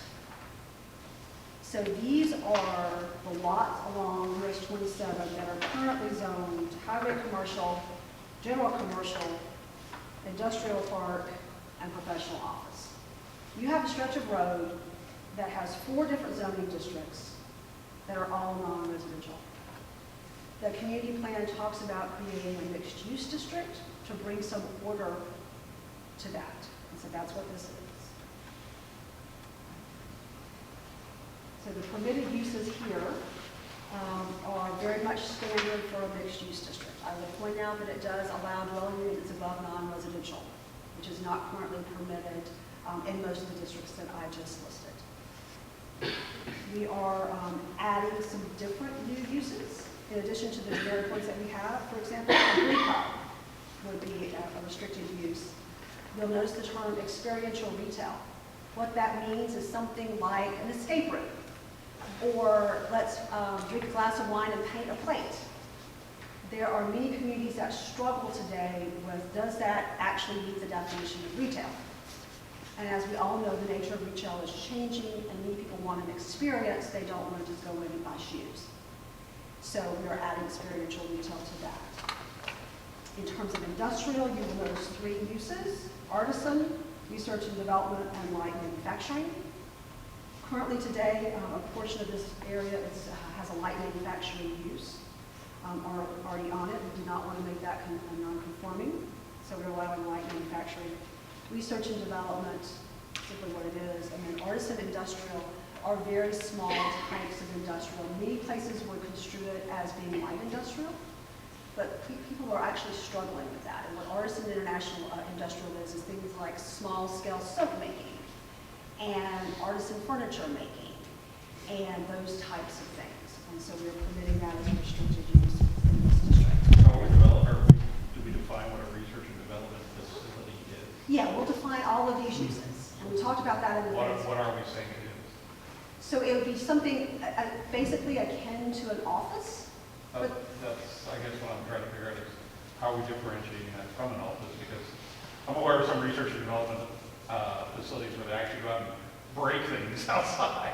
So it's, you know, I guess I'm a little leery about having a research and development facility as a permitted use without really saying what it is exactly. So give me a chance to get you the restricted standards to you. In terms of, for example, one of the standards will be all of the use has to happen within inside an enclosed building. So if they're out breaking things, that's not going to happen. The policy choice we haven't had is, for example, many places will say a wet lab is R&D. That's one of the uses I was thinking about. And so when we start talking about the restricted standards, what do you think about that? I mean, I can pretty much say from our conversations we've had so far that everything has to take place in an enclosed building is something that you want. Many communities, are actually wanting wet labs, so they are permitted, they're especially calling it out and permitting it as a part of their R&D. We haven't had that discussion yet, but let's talk about it in those years. The conditional uses that I want to point out, and this is something that's really a huge policy choice.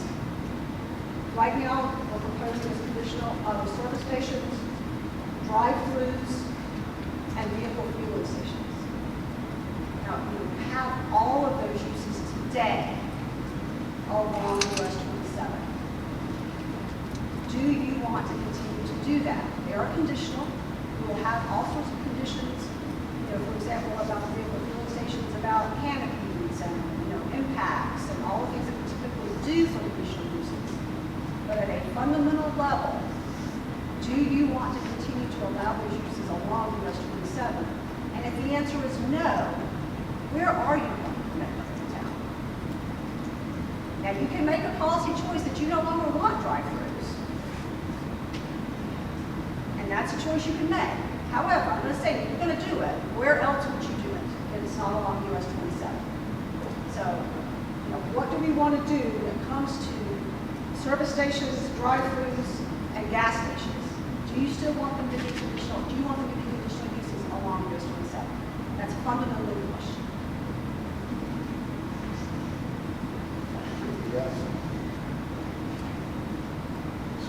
is, this isn't going to impact the residential communities of Fort Thomas as much as it is going to be the Beverly Hills site, which is going to have all kinds of housing. So the decisions we make really affect the Southgate folks more than they affect us. Have you looked at that development and seen how this works with that, or is that just outside? You mean, I know that it's being redeveloped. I know that it's a large, residential community that's going on with the Beverly Hills site. And we talked a little bit about, for example, when we want to make a commercial office district, that creating gathering spaces there is actually probably going to be more for those Southgate folks than it would be for you. But let's keep in mind, and I firmly believe in mutual cooperation and thinking about what's happening in other communities. But by and large, the question of auto-dominating uses along US 27 is your choice to make. It's also along the course that we want to do. Because Yeah. that intersection is major, and that makes sense to me to have a major intersection between there. It makes sense to me as well, but believe it or not, I do work for some communities that have just said, that's it, we're done. They could go somewhere else and they get gash and want to go to barbecue. I'm hearing people conditional, and we'll have a little more conversation about what those conditional standards are. All right. Development standards. And we talked about this a lot, and, okay. I feel the sense that this is dragging on.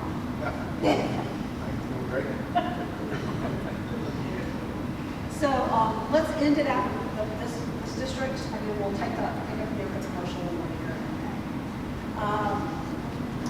In terms of setbacks, again, what community plan talks about this not being an auto-dominated corridor in the future, even though it is today, even though it is a collector, even though it is a Kentucky Transportation Cabinet Road, it is something else besides that. So we are proposing to you a minimum front setback of 20 feet, a maximum front setback of 30 feet. So what that means, sir? That means no parking, doesn't it? That's essentially what it means. There's no parking in the front, and the building has to be within that 10 feet. Now, that's a tight standard. Again, we'll be talking about waivers and various other things. But from a policy choice, let's talk about, do we really want to, we talked about this in the phase one, but we'll talk about it again. Do you really want to tightly prescribe along US 27 in your non-residential areas where the building has to go? Yes or no? The numbers can change. Fundamentally, do you want to dictate along that route where the building has to be? I guess one question I have is how much the right of way compared to the back making today? Can you repeat that question? Where's the right of way versus pavement today? Is the right of way 100 feet wide, you think it's 40? Okay, yeah, so in certain areas it is wider than in others. So you're asking me, is it going to change, is the rhythm of the building going to change as you go along US 27 because of the right-of-way width? Is that the question? Well, if our setback is from the right of way line, the right of way line relative to the street is different, then your setbacks are going to be doing that. Exactly, that's the question. That's what I'm you're asking. Yeah. There are places where the right-of-way is wider.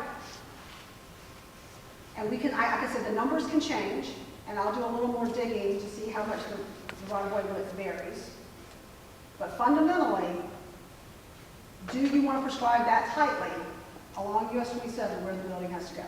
If it weren't developed now, that might be one thing, but with depths being 60 feet off the right of way and that big medical office building with the basin, we're not creating a new layout, a new setback there. It's just gonna, I don't think we need to be that tight because we've got two buildings there already that are significantly beyond that. So It's not like we're creating a neighborhood that's all going to be nice and neat And you're not. and, But you are creating, hopefully, a set of standards that will give someone the incentive to tear some of the stuff down that is not nice. That's a nice way of putting it. Can I ask you a question? Sure. What are these pictures of, and what are these, where are they from? So these are pictures, so again, we're talking about creating a very different kind of environment along US 27. So these are not anywhere within your community. We will get in just a few minutes some design standards Okay. that these buildings all comply with. So this is, and you sort of hit the nail right on the head when we get to the design standards. Are these the types of buildings that meaning that you perhaps would like to see along Alexander Pike at some point in the future? You may never get there, but that's what reserve standards are. So here's some of the stuff that we hope to sometime tear down, like this. I'm sorry, what did you just say? I said, so we were talking about these. I understand that. When you went to, that you were hoping to tear down, or? Yes, so like These buildings? this, like On this. Serena? This is a vacant building. Yeah. Yeah, it's Not not anymore. Serena. Serena's an apartment. So that's because what they were talking, I'm sorry. Well, he was saying that we have existing development, and you do. You have some very nice existing development that is not going to change. But you do have other sites that if they do change, do you want them to develop in the way that these standards would require? So I'm hearing that we're not sure that a minimum and a maximum is appropriate. Maybe a maximum? Well, or do you just want to broaden it? I mean, you know, that could be a wide number there rather than a 10-foot difference between them. Okay. But if it goes wider, are you wanting to permit parking in front? But I guess that's the question. I mean, Right. I mean, you know, when we're talking numbers or whatever else, that's really the question. Do we want to allow parking in the front? We've got parking in the front now on existing buildings, and do we want to change that for future development? Right. But it's, I mean, the parking's a huge issue.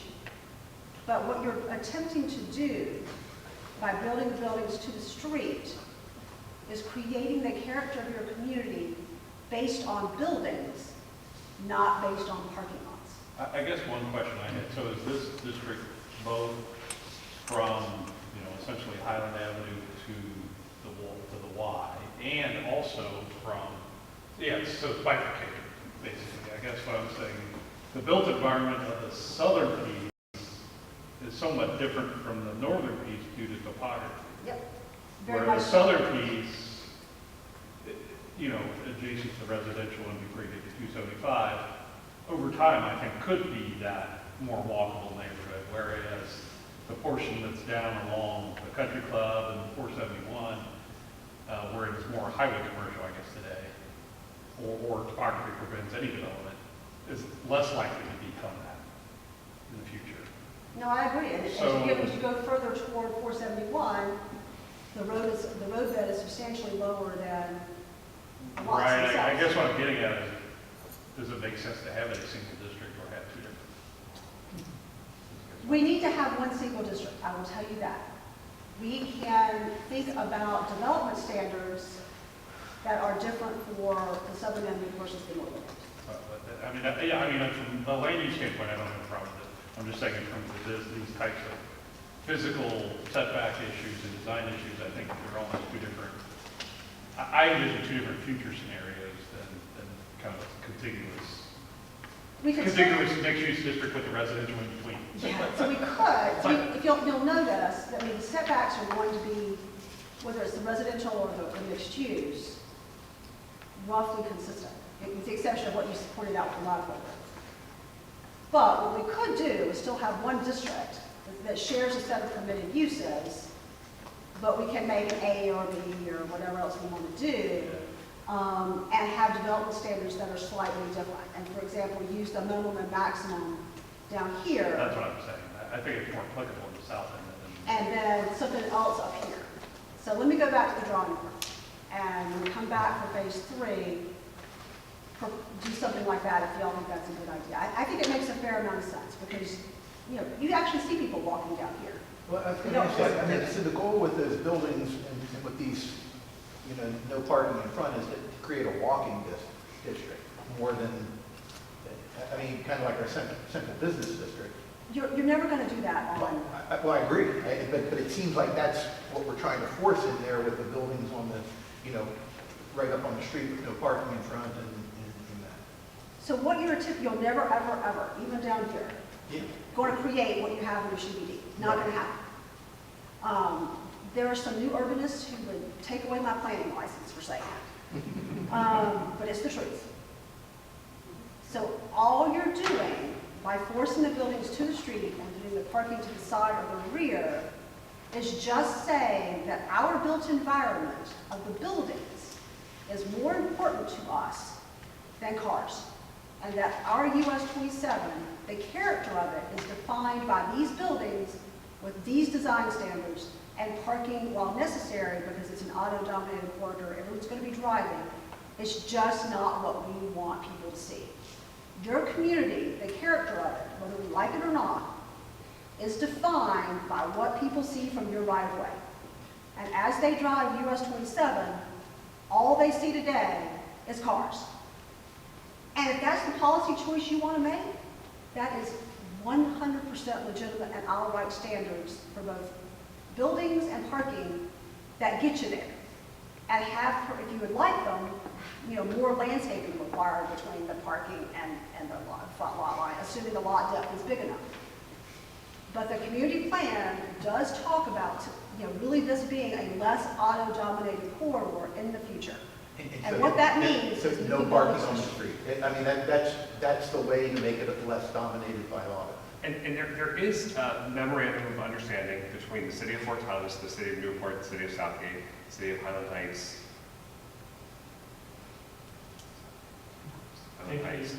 and then KGO, thank you.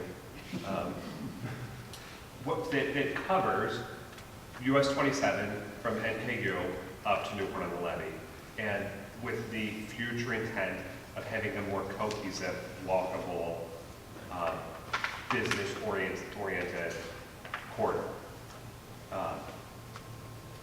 That's a vision. That's a vision, and let's be honest about it. And that's where those pictures are from?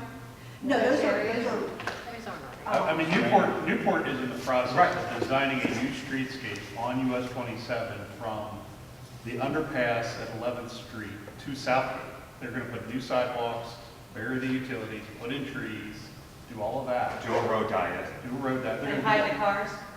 Yeah, so they're farther down the road than we are. It will go to construction. Yes, I mean, it's The funded, funding is it's there. got money and. Which is interesting, because most of Newport on this, the parking's right in front, and, you know, they have no garages. So They're they're in going the to process. hide the parking rather than move the parking. So they'll have back Well, I'm alleys. not Well, this sure. project won't address that, but this project should spur. Make it more walkable Right. Uh-huh. and more aesthetically.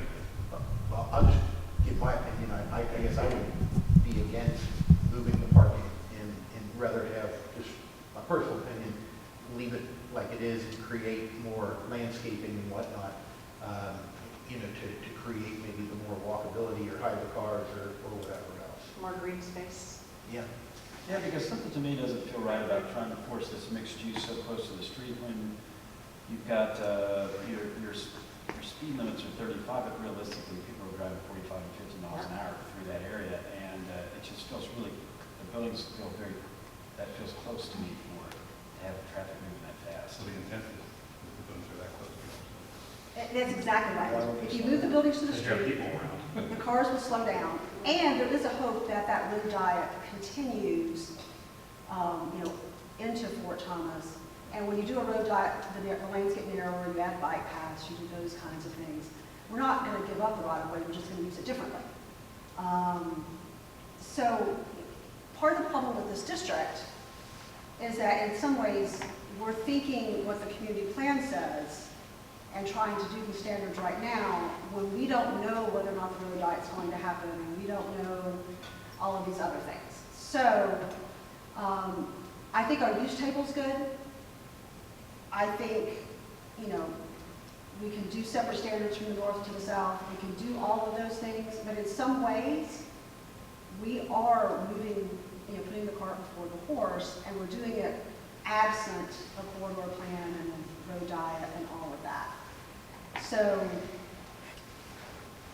let me come back to you with 2 separate set of standards, and some alternatives about, you know, just having greater landscaping and still allowing the parking in front. I mean, we all live in communities where the buildings are set back, the parking's in front, and there's a 20-foot landscape strip, and we're okay with that. But I'm going to tell you that if you do that and something else gets built and this road diet happens, you're just going to be perpetuating an auto-dominated corridor, and is that what you want everyone that does not live in Fort Thomas to think your community is all about? If you do, we'll write standards. But if you don't, we need to do these things. I'm just going to, we beat this horse to the ground. What's our requirement for, is it every 5 years, every 7 years that we've got to address the zoning on this? I know. You do not have to address your zoning, but you do have to do your comp The plan. comp plan is every 5 Your years. comp plan is every 5 years. Okay. So next year already will be, But keep in mind, when Kara says that, it says, I mean, you can simply say, You can re-adopt it. you can just re-adopt. No, I understand all that, but I guess what I'm thinking is, you know, I know we're adopting this for the future, what we're planning is for the future here, but from a practical standpoint, you know, we do a new comp plan, and we can come back and change this again, and decide later on it's better to then move everything forward. And I agree with that. I firmly believe zoning is a living, breathing document. You're not going to, I don't think that you adopt it today and you don't change it for another 10 years, another 20 years. We're doing the best that we can, given the policy choices that are made today, with the community plan and with you, knowing that, you know, a comp plan amendment or whatever else is going to happen. So, yeah, we're not writing this in stone right now. Let's handle these development standards, and then we'll call it quits until May. Height. That's what we need to talk about. So one of the conversations that we had during the phase 1 was the minimum and the maximum height that is being proposed here. A minimum height being 24 feet and a maximum height being 50 feet. Again, that is all about creating buildings that are not squatty one-story buildings. Whether they are truly one-story or whether they just have an increased height lacking a fully functional second floor. You really felt like you were on the fence. Did we really want to do that? So I'm putting it out there as, do we want to have that conversation tonight, or do we want to talk about it again with phase 3? So let's start with maximum height. 50 feet, okay? Again, it's pretty consistent with what you currently have. Given what we think this district is going to be, knowing what we know today, do you want to mandate a minimum height at all? Meaning that even if it's a one-story building, a functional one-story building, it has to have 24 feet. The reason behind that is you start to enclose the right-of-way, enclose the space as your buildings get taller. Again, that is only meaningful if your buildings are toward the front of the lot. If they are sitting behind 60 feet of parking, it makes literally no sense to have a minimum height. So, we can think about this again as we're continuing to think about where the buildings could be, because they're interrelated. If you're going to allow parking in front, then my recommendation would be no minimum height. I don't want them to go, You know, too much back. Does it make a difference with parking in front, though, that the building is visible? So that if you've got a short one-story building, I mean, talking about the auto-dominated, I mean, if you've got a larger building behind the parking, that becomes a little bit more prominent than if you've got parking and, you know, if there's a truck there, you don't see the building behind it. So just give it scale. I mean, it does give it scale, but it doesn't serve the function of enclosing the public space such that Right, when it's the back. building then defines your character, but So it then- does. Go ahead. So then it's the developer's decision as to how visible they want that structure. If you don't have a minimum height. So the medical arts building, they have parking in the front, they have parking on the side. How tall is that building? We're talking Alexander Park right there, right? Is it 3 stories with us? It's got, it's no. I have no clue, but I'm just throwing that out there because that's the area you're talking about. I can't visualize. And they have parking in the front, Right in front of parking on the the side, and they have, I think they have parking on both sides. I can see. I do. It's gotta be close. So it breaks. The concern I had about the minimum was, I think I brought this up maybe in one of our discussions. Oh, They have that requirement in Carmel, Indiana. So you go up there and you'll see Walgreens and CVS and gas stations that have a fake facade that sticks up 10 feet above the building just because they need the zoning I requirement. have it in downtown That is Huntington. stupid. but this is not, we will define that it cannot be fake. The building that's on the Well- top here, It's not functional space. no, it's not functional space, but it's not also flat, right? And the building that you see in this picture up here meets that standard without a fully functional second floor. And what it does is real, and this happens to be in the corner of the building, really does anchor that corner by that increased height. And that's what we're talking about. All right, we have beat zoning to a halt tonight. We will come back in May, finish up the Alexander Pike mixed-use district, talk about the neighborhood commercial office district, and move into development review. I'm sure it will be equally as riveting. But I do want to, for the folks who are in the audience, this is my email address. Any detailed planning questions you want to address to me, please do. And I really appreciate all of your time, and thank you very much. Thank you. Could you put that back up just for a second? I will try to. Somebody keeps the green people. Yeah. Paul's got it. That's the medical arts. Yeah, that's got I know I have it. Yeah, I have it right there. But I'll be honest.